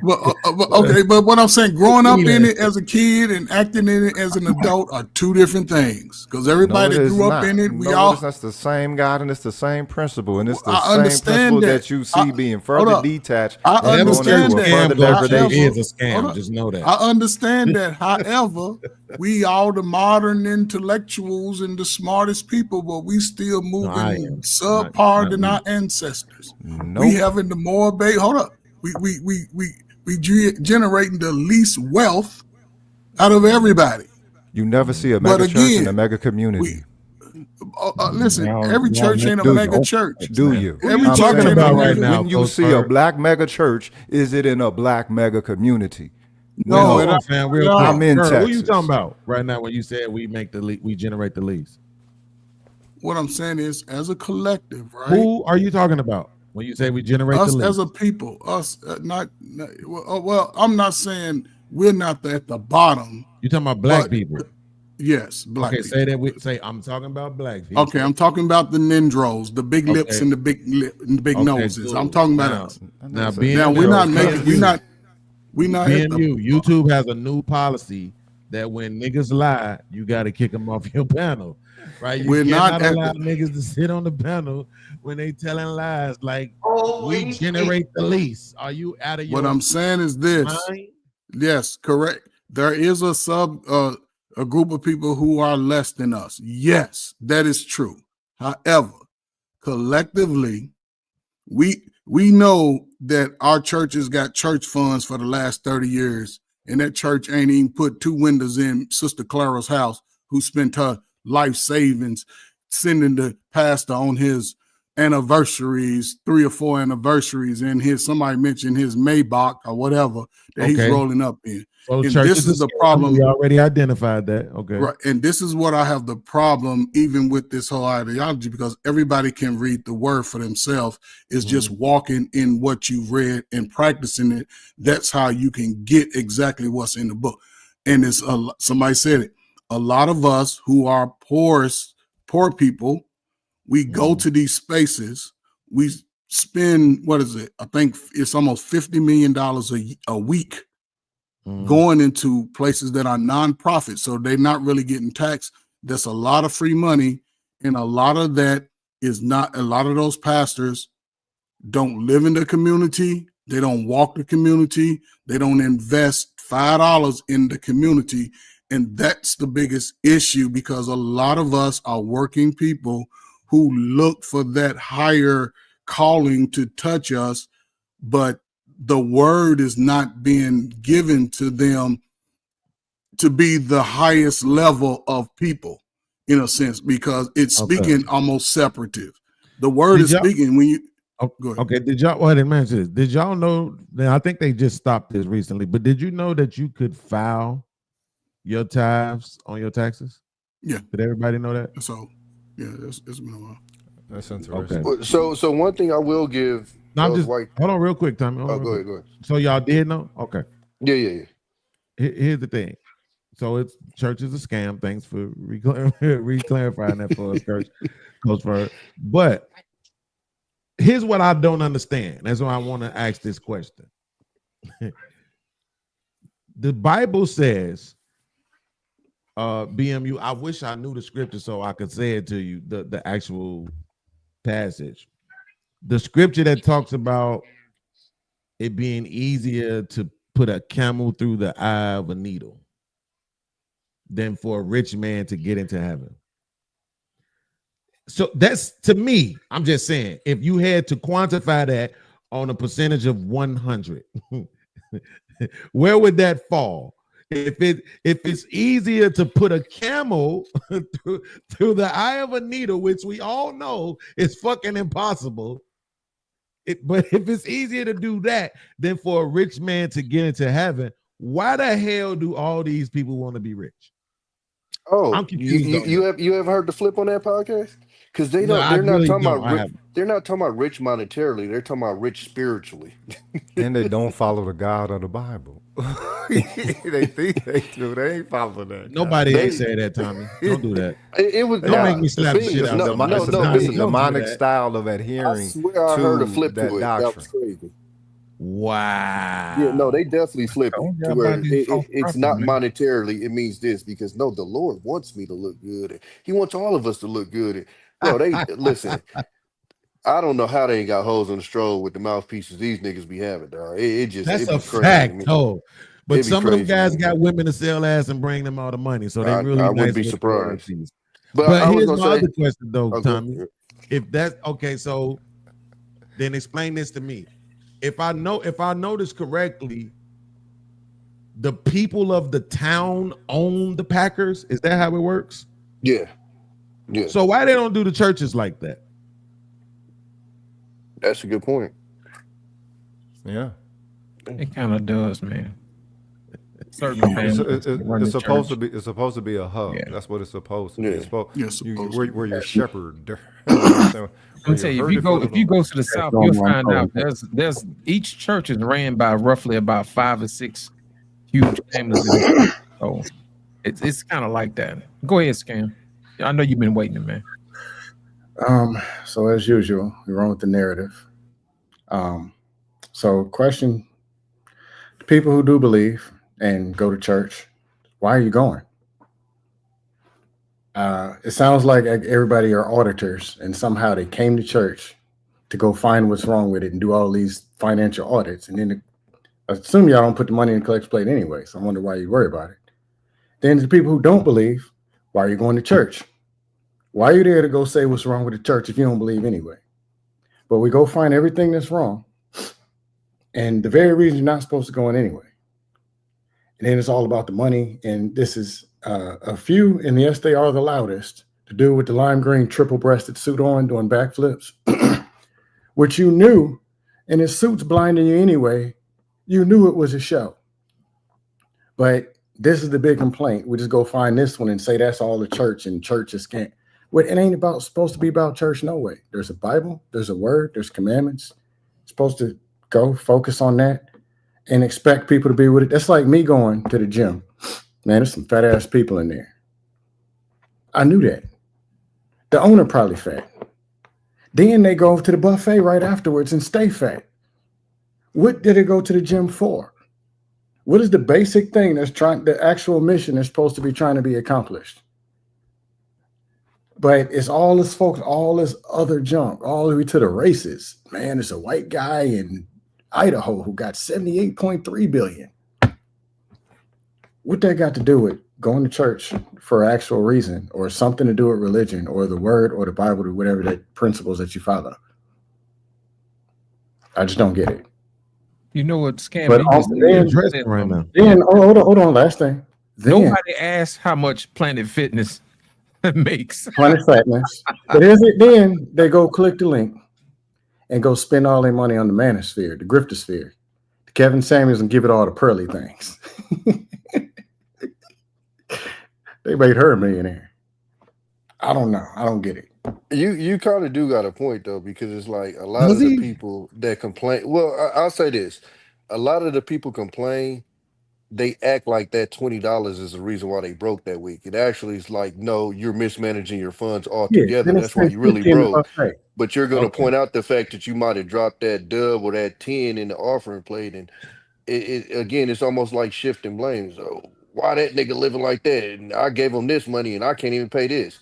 Well, the real reason why you can't pay that is because you financially is fucking up all around. It ain't just because of that $10 you put in the plate. Strip club owner. What he drive? Every available outlet to get this gospel preached to the world. Now, I talk about this in a lot of my messages, and I want you to see this if we can, Caleb. This is the very first plane that I purchased for the Lord back in December 1994. Purchased for the Lord. I said where I began. And then the second one I purchased was in January 2004, where I used to be. The one I'm flying right now, and it's been with me 12 years. I purchased it in January 2006, where I am. Now, I want you to get a shot of this one, Caleb. Now, this is the Star Trek Enterprise. This is where I'm going. Praise God, what I believe in God for. Let me just say this. We're believing God for a brand new Falcon 7X so we can go anywhere in the world one stop. Now, people say, my Lord, can't you go with this one? Yes, but I can't go at one stop. And you see, if I can do it with one stop, I can fly it for a lot cheaper because I have my own fuel farm. And that's what's a blessing of the Lord. But this one here, I have to stop, and then you pay those exorbitant prices for jet fuel all over the world. We've asked the Lord Jesus Christ, and we're believing God. In fact, he told me, Jesse, it was one of the greatest statements the Lord ever told me. He said, Jesse, you want to come up where I'm at? And I said, what do you mean? He said that before you ask, I'll answer. Isaiah 65:24. I said, yes, Lord. He said, I want you to believe me for a Falcon 7X. So I said, okay. But the first thing I thought of was how I'm going to pay for it. And then that great statement that he told me in 1978 flooded into my mind and said, Jesse, I didn't ask you to pay for it. I asked you to believe for it. Now think about that for a minute. So I like all people to know exactly what I'm doing in this ministry. We don't hide nothing whatsoever at all. I am a blessed man. You're looking at a blessed man. And we never ask you to give something that me and Kathy don't give ourselves. We believe in that, and that's what it's all about. So think about this. This was paid cash. This was paid cash. This was paid cash. And the new one's going to be paid cash also. Now, let me make this announcement so everyone can understand this. I don't own the plane. This belongs to the ministry. If Jesus tarries and I go by the way of the grave, the next person that's going to take this ministry will use that. Just like we use all the different things that are happening in our ministry today. In other words, if I go home to be with the Lord, you think the buildings are going to shut down? No. Whoever takes the next this ministry, they're going to use the buildings that we built debt-free. Think about that. And let me just say this. We've saved over $20 million building this complex debt-free. That would pay a lot of money toward that wonderful new 7X. So pray about becoming a partner to it if you'd like to. And if you don't have to. But I wish you would. I got a question. I had a question. I don't even know how y'all could take that shit. Black man, or whoever found this clip, what were you looking for? You're muted, man. You're muted. I saw him. It's a commercial. He got it on TV. It's a commercial. What? Okay. That's a commercial? That's a commercial. No. He has a commercial. He has his own. Look. Oh, put it back on. Look at the lower left hand. Read it. What is it? What is it? It's the infomercial, ain't it? It's going to reach people. It's going to change lives. One soul. Black man, that's the one that used to come on. That's the one that used to come on like 2 o'clock in the morning. Yeah. That one, it come on. Yep, it come on at 2 o'clock in the morning. Yeah. And they replay it over and over and over again. Yeah, all night. Yeah. All night long. Yeah, I done seen him. I knew I recognized him. He pointed out what he paid cash for. You're not supposed to point. You're not supposed to say he paid cash for this one, and this one gonna be. Y'all didn't hear him? The Lord told him. Boy, if you don't stop. He talked to him. Hey, black man. You ain't shit, Tommy. You know, hey, black man. In 2007 and 8, I worked at a call center overnight, and one of our phone numbers was 1 digit off from the prayer package guy, Kearney Thomas. Oh God! It was 1 digit off. I actually got some calls. My brother's wife kept telling me about this dude. Like, man, you got to see this pastor. He started screaming. He was saying, "God!" Like, yeah, that cat. I kept hearing about him. Oh my God! And then I saw it. Raise your hand if you know Kearney Thomas, man. Beans, I know you know Kearney Thomas, bro. No, but black man, here's the thing. Thank the God that don't exist. I don't know that motherfucker. No, I didn't know who he was. Then you're aware. People kept asking me, "What's this prayer package thing?" People keep calling us about. It's called a prayer package. One day I was off, and I was up 3-4 because I work night, and I see the commercial or the info. I was like, "Oh my God!" And then they told me, "Hey man, get the phone number so when people call in, we can give them the real number." But I literally had somebody call me, crying, "I would like to purchase the prayer package. My son's going to jail. He's going to be..." Man, you got the wrong number. Y'all going to hell. Oh, Scav, you tripping. You should have been, look, the account number is. I wanted to so bad, like clown with that. Black man, you would have know got the in fucking trouble at reason the why call other center people. anyway for prank calling people because I was a troll there too. That shit used to be my return channel, bro. When we used to watch the little movies at night, the Skinemax. That used to be one of my return channels. So if I heard somebody moving in the house, nigga, hurry to click it back to that.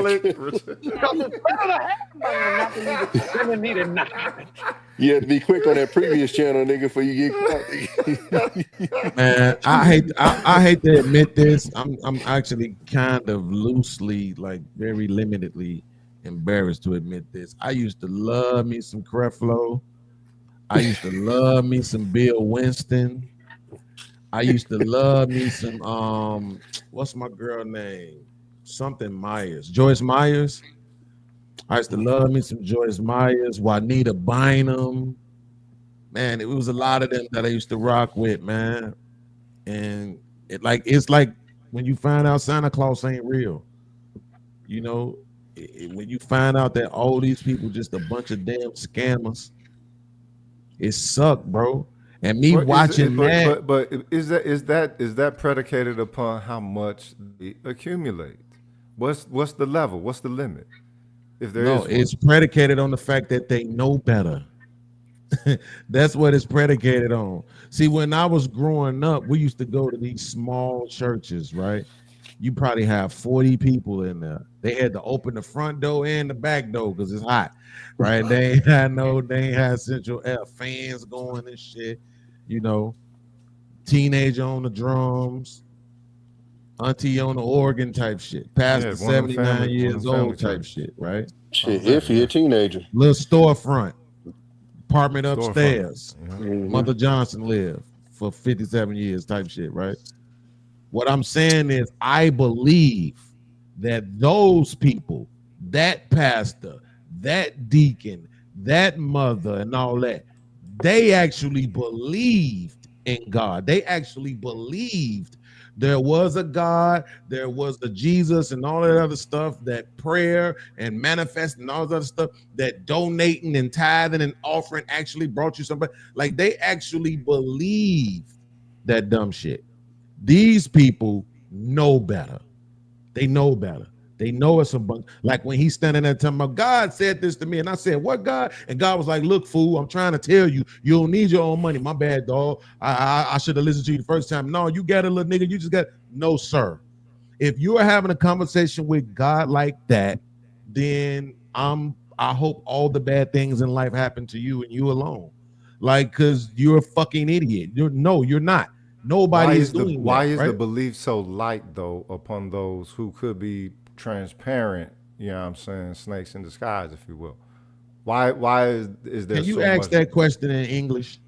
I did, nigga. We talking about? You did. The first part of that question was Professor X. Just dumb it down a little bit. The whole thing of desiring to believe, right? Why is it that it don't take much for people to believe? And then there's always, you know what I'm saying, down the line, oh, the person was a snake, or, you know what I'm saying, a So swindler the answer to the first part of your question is cope. Everybody does it, right? So some people use drugs, some people use food, some people use alcohol, some people use religion. People trying to cope with life, the unknown. It's the people's opium, somebody said. Now, my beans, because I don't want to be unfair to you, Beans. All right, I always like to make sure that everybody knows everybody. All right, sometimes you want to go where everybody knows your name, and so I wanted to share something with you, sir, because I think it's only right to do so. And so I'm going to pull it up here, and I hope you enjoy this because this isn't a one lifetime thing. I don't know if you ever come back to the show, but this is for you, sir. Here we go. Oh, have mercy. I know, and I know Law's looking at me because he already knows what's about to happen. Here we go. It's hurting right now. I have to sit with my elbows and my arms folded all day long. I can't move. And are they hurting right now? Yeah, yes, it's hurting right now. All right, listen, God's getting ready to heal your body. I hear the Lord saying that the miracles that you've been standing in the gap waiting for, that the miracles is on its way right now. And it's healing your body right now. I want you to shake those arms right now and move those elbows right now. Because I'm shaking them. Because who is healing you right now? Did you feel that? You feel now? I still feel the pain back started. But the pain is leaving out right now. This is incredible.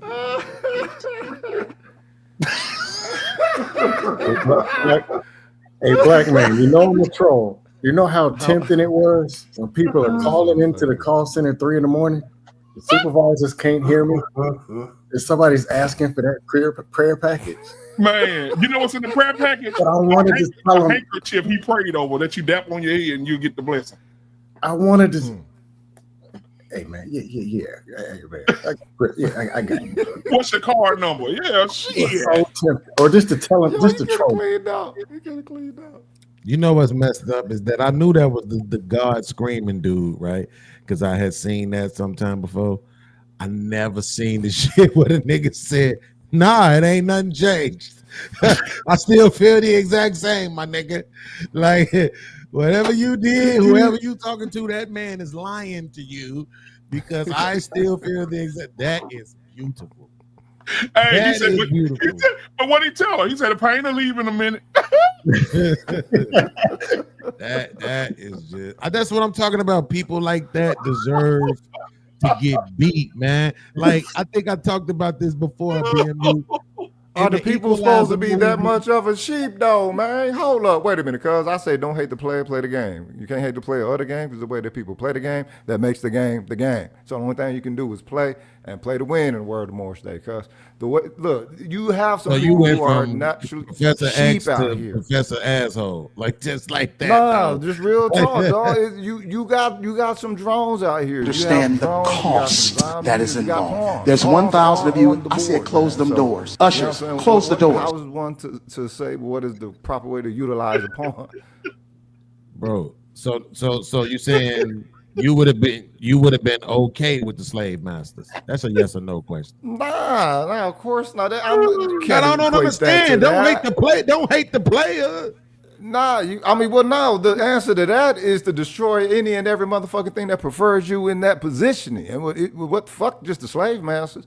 It's allies and everybody. That's the answer to that. So you want to answer to slavery, Nat Turner. There you go, cuz. The answer to slavery. Yeah, you played a motherfucking game, and then he played a game, and that's the way that you play the game to win, right?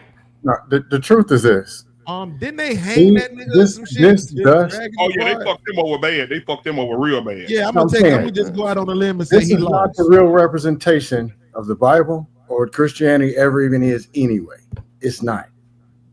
And most of them aren't doing this. Like you said, the little church, to this over here, it's just that they allowed us, and it's a narrative.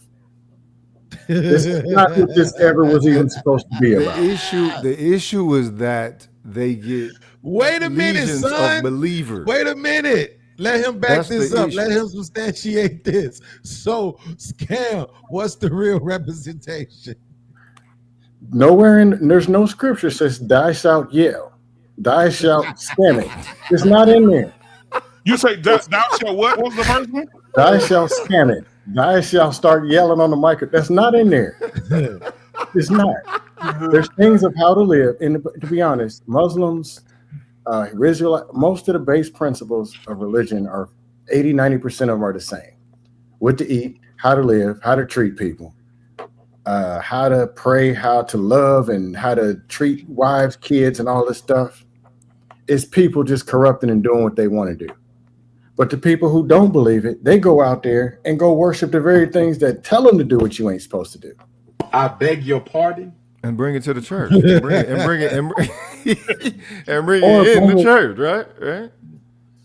Yeah. If I told people I was a pastor, oh, you one of them people. But if I told you I was a gangster and just got out of prison, yeah, man, you can do more good in this community, my brother. You can save souls. That makes sense. What? No, not the save souls part, but that makes sense. Like I hate when people try to use this comparison because it makes sense. When you are a gangster and you went to prison and you survived, you come home, you damn right. I'm happy you made it through because you were a independent thinker. You thought for yourself. You made your own choices. You did what you wanted to do. You I thought you didn't like slavery.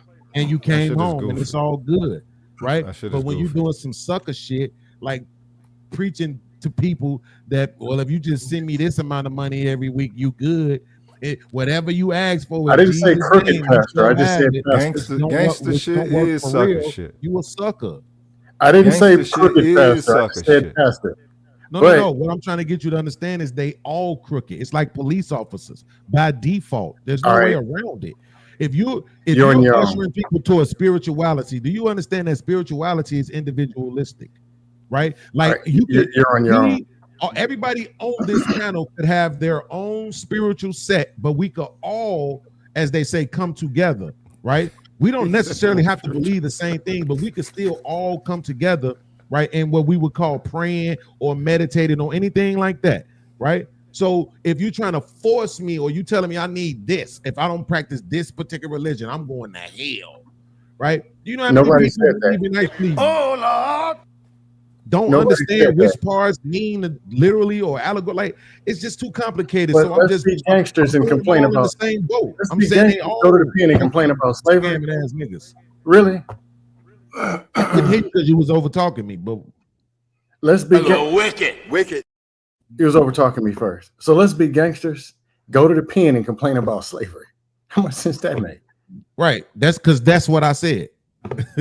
See what I mean? That's why I don't trust people who believe in or go to church right there, because that's how they think. Right? They do what's called a straw man, which is create an argument that you didn't make, right?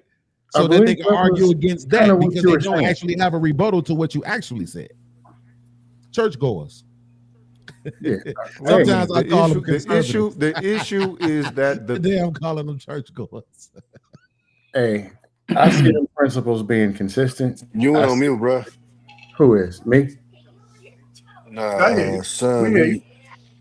Black man froze. He started off and then he went on mute. Black man ain't froze. Black man working. I can tell.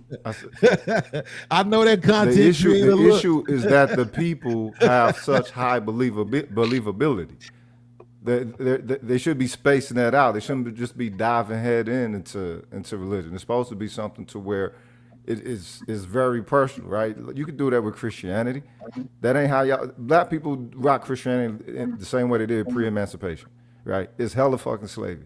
And it ain't supposed to stay that way. Let's say for us, all right, then perhaps maybe that could have been the springboard for it. But it's not supposed to stay that way. It can inevitably grow into a discipline somewhat similar as you see Islamics with Islam. They just don't live like that. And y'all let these pilgrims decide what God tell you you can be permitted to do it now. And that's another argument. Whenever in doubt, go grab a white man and throw him in a conversation that never exists. No, I'm talking power dynamic. If you're going to say black people are not still socially influenced by the white power ethos, period, even when the Peckerwoods ain't present. What does that got to do with what that got to do with being a Christian? Where in the Bible does it say worship the almighty white man? Because that's how you got the religion. No, that's exactly how you got it. Of well, course not, because you don't care about the truth. You only care about trolling. That's why I don't even understand why you. Well, yeah, I do care about trolling. When we having conversations like throw a white man in there. When Cain killed Abel, they were black, probably. Jesus, all the stuff said that it was black, but come make up a white man and throw him in the Bible. No, they weren't black. No, they weren't black. They were probably African. They weren't black. They didn't identify as black. What color are Africans? Hold on. Do you understand? Let's say Cain did kill Abel. Do you understand that when that happened, there was no Christianity? See this part right here. It's going to be 15 other. That's why I usually never argue. This part right here, where you can't say yes or no, right? There was no religion. You just want to troll, right? Then you're going to make up a whole nother thing. I ain't got to make up nothing. I just asked you a question. I'm pretty sure everybody wants to hear you answer it too. Do you understand that when Cain killed Abel, let's say it actually happened, there was no Christianity? Okay.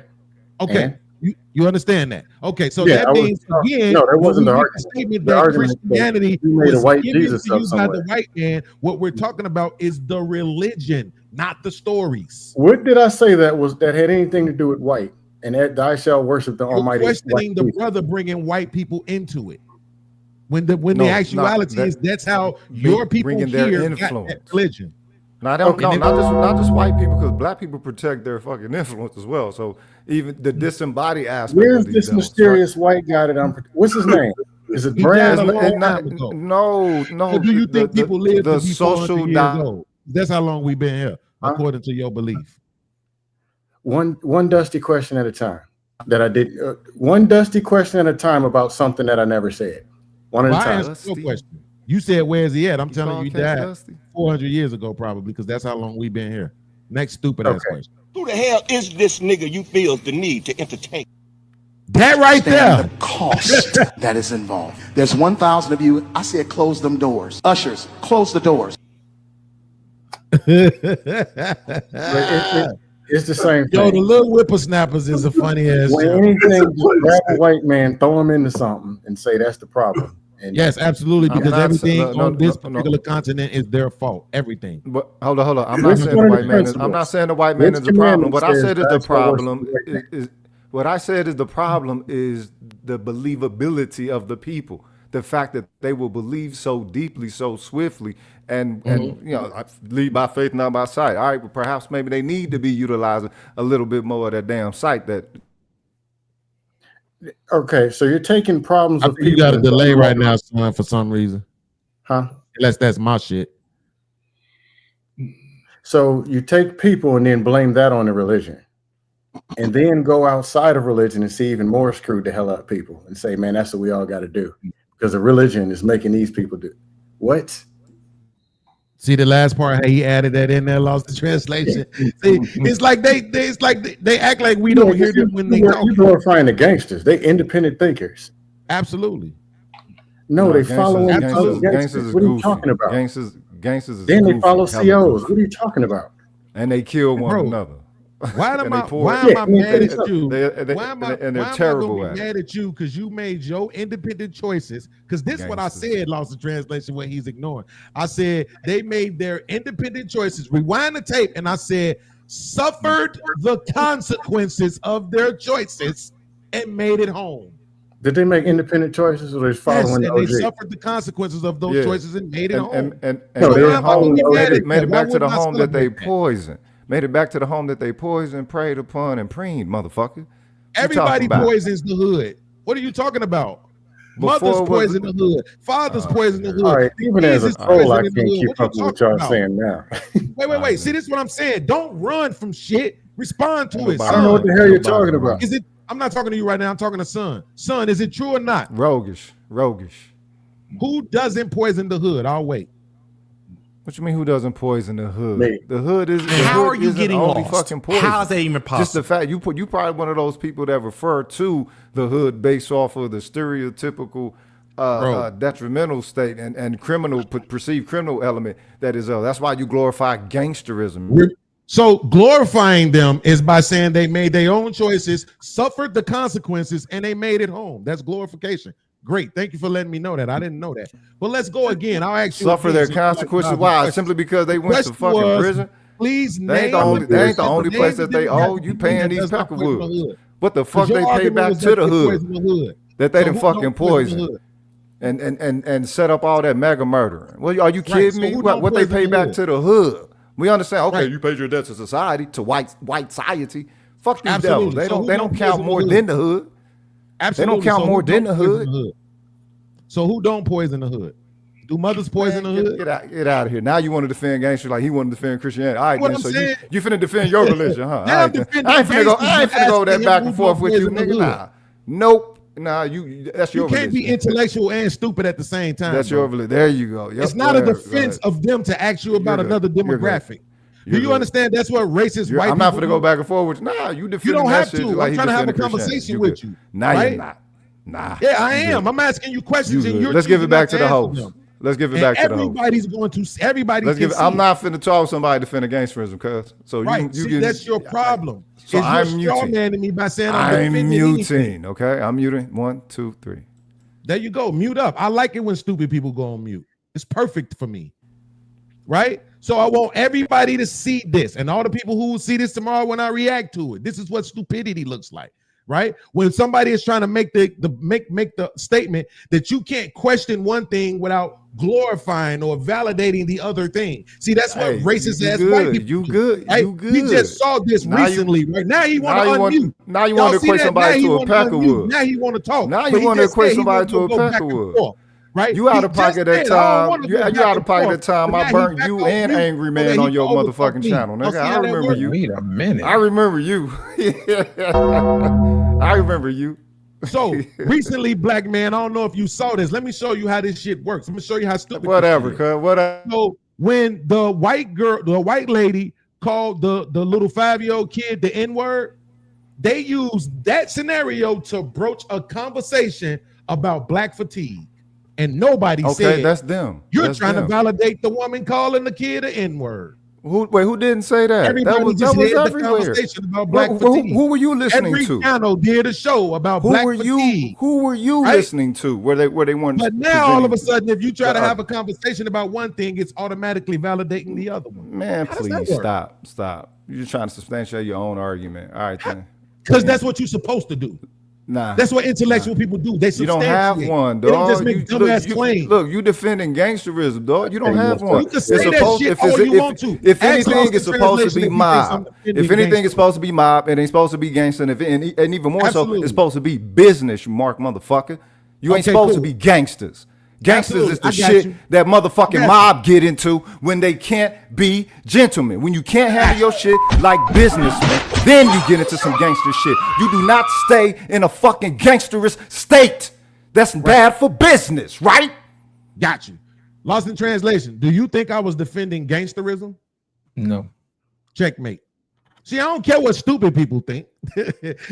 I care what the smart people think. As long as the smart people understand me, I don't give a fuck what you Pay stupid their people debt to society. Get out of Right? here. Ain't paid I debt to don't a care at all. motherfucking thing. But see what you wasn't gonna They ain't do. pay a debt to nothing. They You pay a what- you know debt. what They you pay a wasn't debt gonna to your do? master. 'Cause you in your They pay a ego debt. They bag. pay the debt What to you your wasn't gonna do master. was answer my question. They pay Because the you debt know to if your you answer my master, question, it was and they gonna don't owe undermine nothing your back whole to the thing, hood right? that they bled. All of us fuck the hood I up. then. We all I do. then. We Yeah, all yeah. play a part in it. I So if I'm gonna judge the gang bangers or the drug dealers, You good. I might as well You good. judge. I might as well You judge the good. single mamas. You I gotta judge good. the fathers who abandoned You their good. You was kids. one of them I motherfuckers gotta that was judge the you one of them police. motherfuckers I that gotta was poisoning the judge hood, kids that's huh? out here That's why shooting your each ass on other. I defense gotta like judge the that. McDonald's You that's was one of them motherfuckers that poisoning was poisoning I gotta your judge own spot. everybody.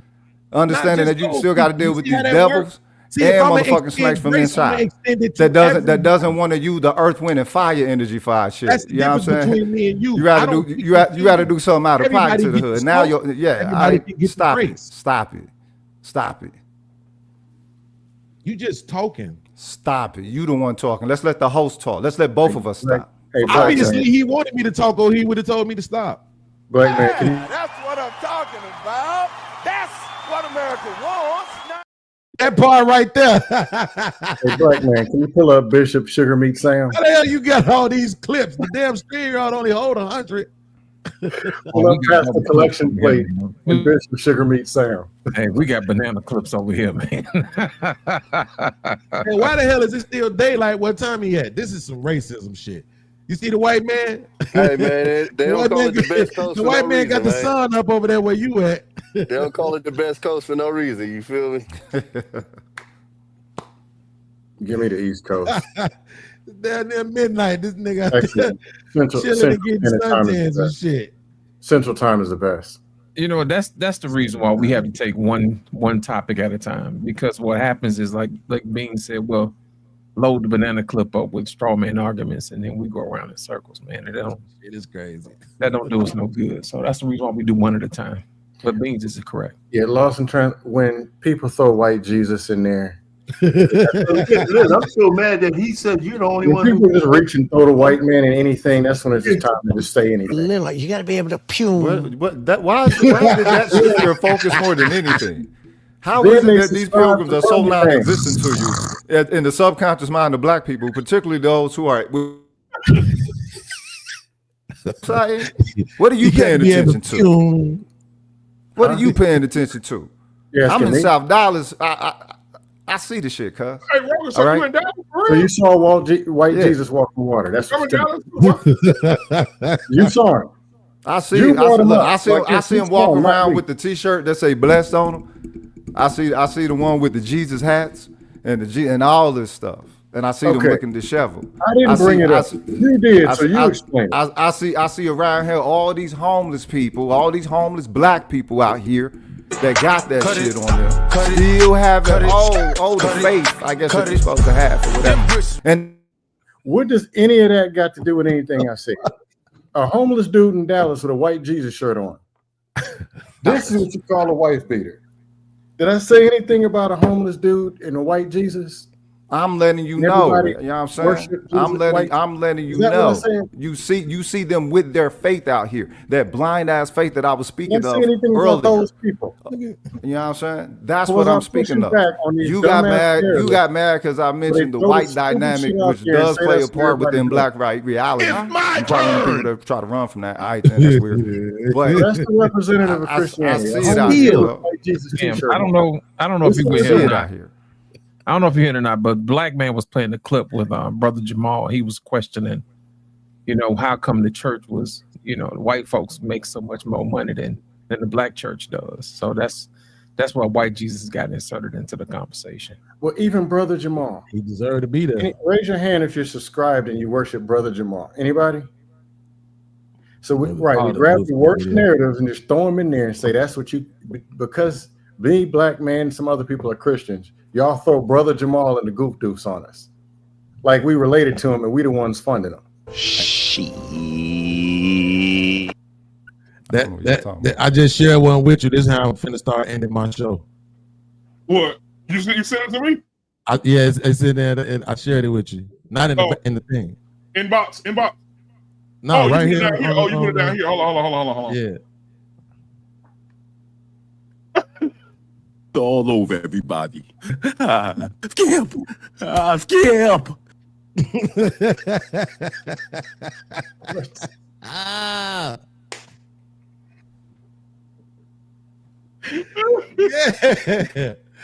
Hey. Boy, y'all stupid, boy. Listen, I ain't gonna lie, I'm scared of AI, but at this point, hey, fuck it. All right, man. Well, hey, listen, we finna get out of here, man. Hey, I appreciate all y'all coming tonight, brother. Appreciate the conversation, man. Next week we'll be right over here. Y'all invited to come back if you want to come back to have a conversation next week, man. Next week is Black Parents, the Ultimate Dream Killers. So we're gonna talk about that next week. Checkmate. I gotta make sure I come to that one because I just had to comment on JT post. He made a post with the dude graduating and start dancing, and the principal dude stopped him. Yeah, and I'm looking like, why are you killing this nigga Joy? He wasn't crip walking. He wasn't throwing up gang signs. He simply did a dance celebrating a milestone, and you just.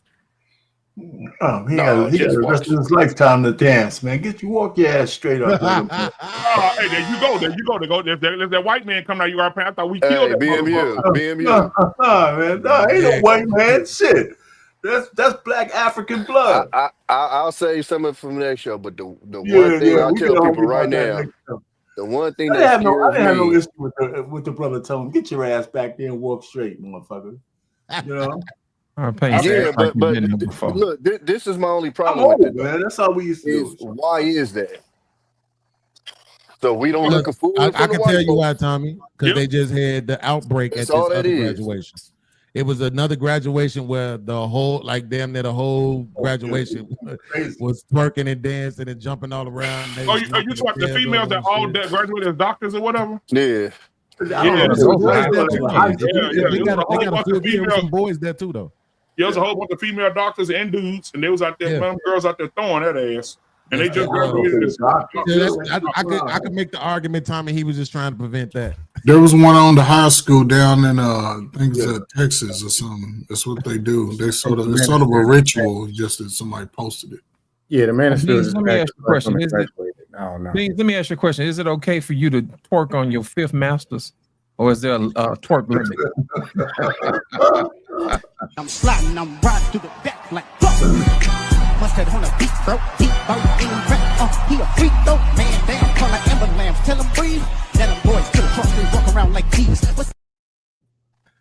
Yo, shout out to my man Patrick Swayze, man. They twerking at kindergarten graduations, lost. So shit, the fifth is man. At fifth, you better be up there stripping on your fifth. I'm telling you, man, you gotta have with some lights. You know what I'm saying? They get kindergarten graduations twerking. You got to level up, girl. This your fifth what? Wow. The white girl with the kindergarten. All right, that's you know, so she can do her feature. You know what I'm saying? No, Beans. I'm not talking about the kids. I'm talking about the moms. Oh, yeah. I'm not talking about the wait a minute, time, and the moms is twerking at the kids' graduations, man. Yeah, I know you didn't see the videos. Yeah, I don't know if you got the video of the little girls, probably somewhere between 4 and 6 years old, singing that hands on your knees, hands on your knees. Like a whole birthday party of them. Yeah, I remember that. I reacted to it earlier today. I was just saying to PM, I don't know if you had it, if you want to bring that up next week. I mean, because I posed the question in my chat, poll, should the kids be removed? And we was 56%. Yeah, I couldn't believe it. Wow. I couldn't believe it. Before we got here, I got another Cash App. I know Beans are probably going to enjoy this video more than anybody in our pain, but this is for the $5 Cash App. Appreciate it.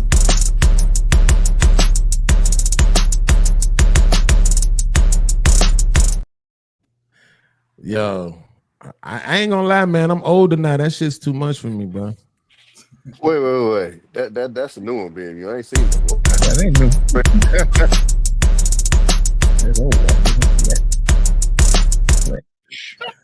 That's Tom, money. Ain't nothing you can do with that, boy. Ain't nothing you can do with that, Tom. Not at all. Ain't nobody trying to wrestle with that big shit no more. Now, Beans, before we get out of here, because I know she was too much for you, so that's why I got you this one.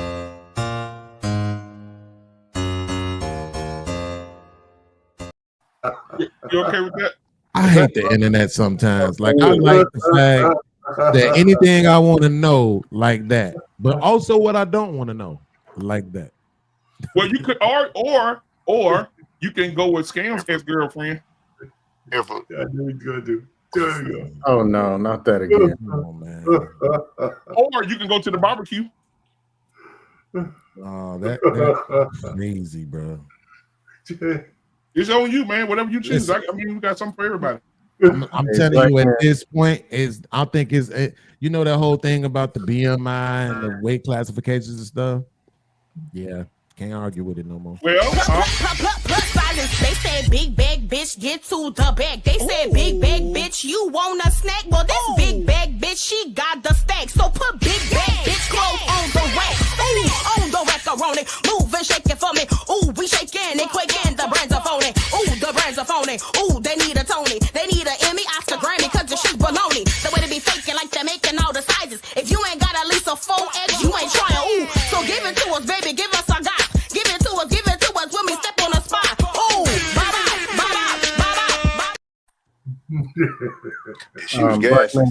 I'm still convinced that Black Fatigue is our paying a little podcast trying to walk up a flight of stairs. You know what, man? It's getting late, man. Holy Jesus. Oh, sweet Jesus. Get out of here. Oh. Rest in peace, brother Clarence. Why y'all doing that? Bro, Beans, did you hear this nigga? Bro, I'd be trying not to listen to Scam, bro. Like them niggas give me migraines listening to these niggas. A real I'm just saying, man. Like once upon a time I put all the scriptures in the Bible together that mentions being humble. Because apparently these Christians don't know these scriptures. Well, Beans, I mean, My name is Rosa. They say I'm supposed to sit in the back, but I'm tired here, so I'm finna sit right closer. Come get me up then. It's gonna take about 3, 4, 5 men. And I ain't finna repeat myself again. Fight me. Somebody get her. My name is Eve. I didn't believe. I trusted Satan, ate that apple, he deceived. And I'm naked. I thought I was awakened. I'm the first to do it. Y'all my daughters, we related. Trick on Big Harry. Don't call me slave hoe. The hell? From the underground railroad, bustin' down mouth of dope. When I say run, you better go. In the dark, that Glock is glow. Hey, okay, I can't tell. Is those different girls? No, it's the same one. Girl. She's a comedian. That's still my favorite clip. That's pre-AI, man. Y'all don't know nothing about that. She got that kind of technology. I need to get into it. So that was the Saints. Wow. Right. You see what I'm saying? Like, I need to all hit the that same. They want one girl. That's wild. Back in the Dustin Spirit days. That's a good ass job. I wonder how much she paid for that. I want to say this to you, Beans, and we're gonna get out of here, man. If you're looking for a church home, you where you at? You in Kentucky, right? Yeah. Yeah, you're looking for a church home. Bishop Goodjoint. I talked to him today. He said send Beans on over. Tryna party all night, DJ play another song. Tryna party all night, DJ play another song. Tryna party all night, DJ play another song. Tryna party all night, DJ play another song. Tryna party all night, DJ play another song. Tryna party all night, DJ play another song. Tryna party all night, DJ play another song. Tryna party all night, DJ play another song. It's Slapper, baby. I'm in this bitch with AJ. In the club, jumping up and down like it's payday.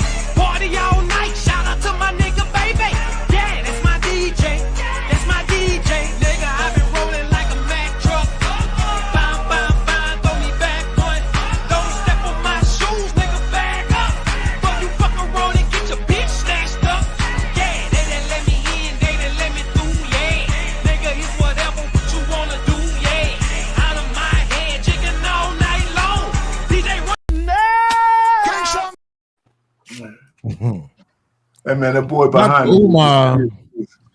Dr. Umar look different dancing like that. I ain't gonna even lie. He does look like Dr. Umar, don't it? But Dr. Umar told me to tell you. You can stop it.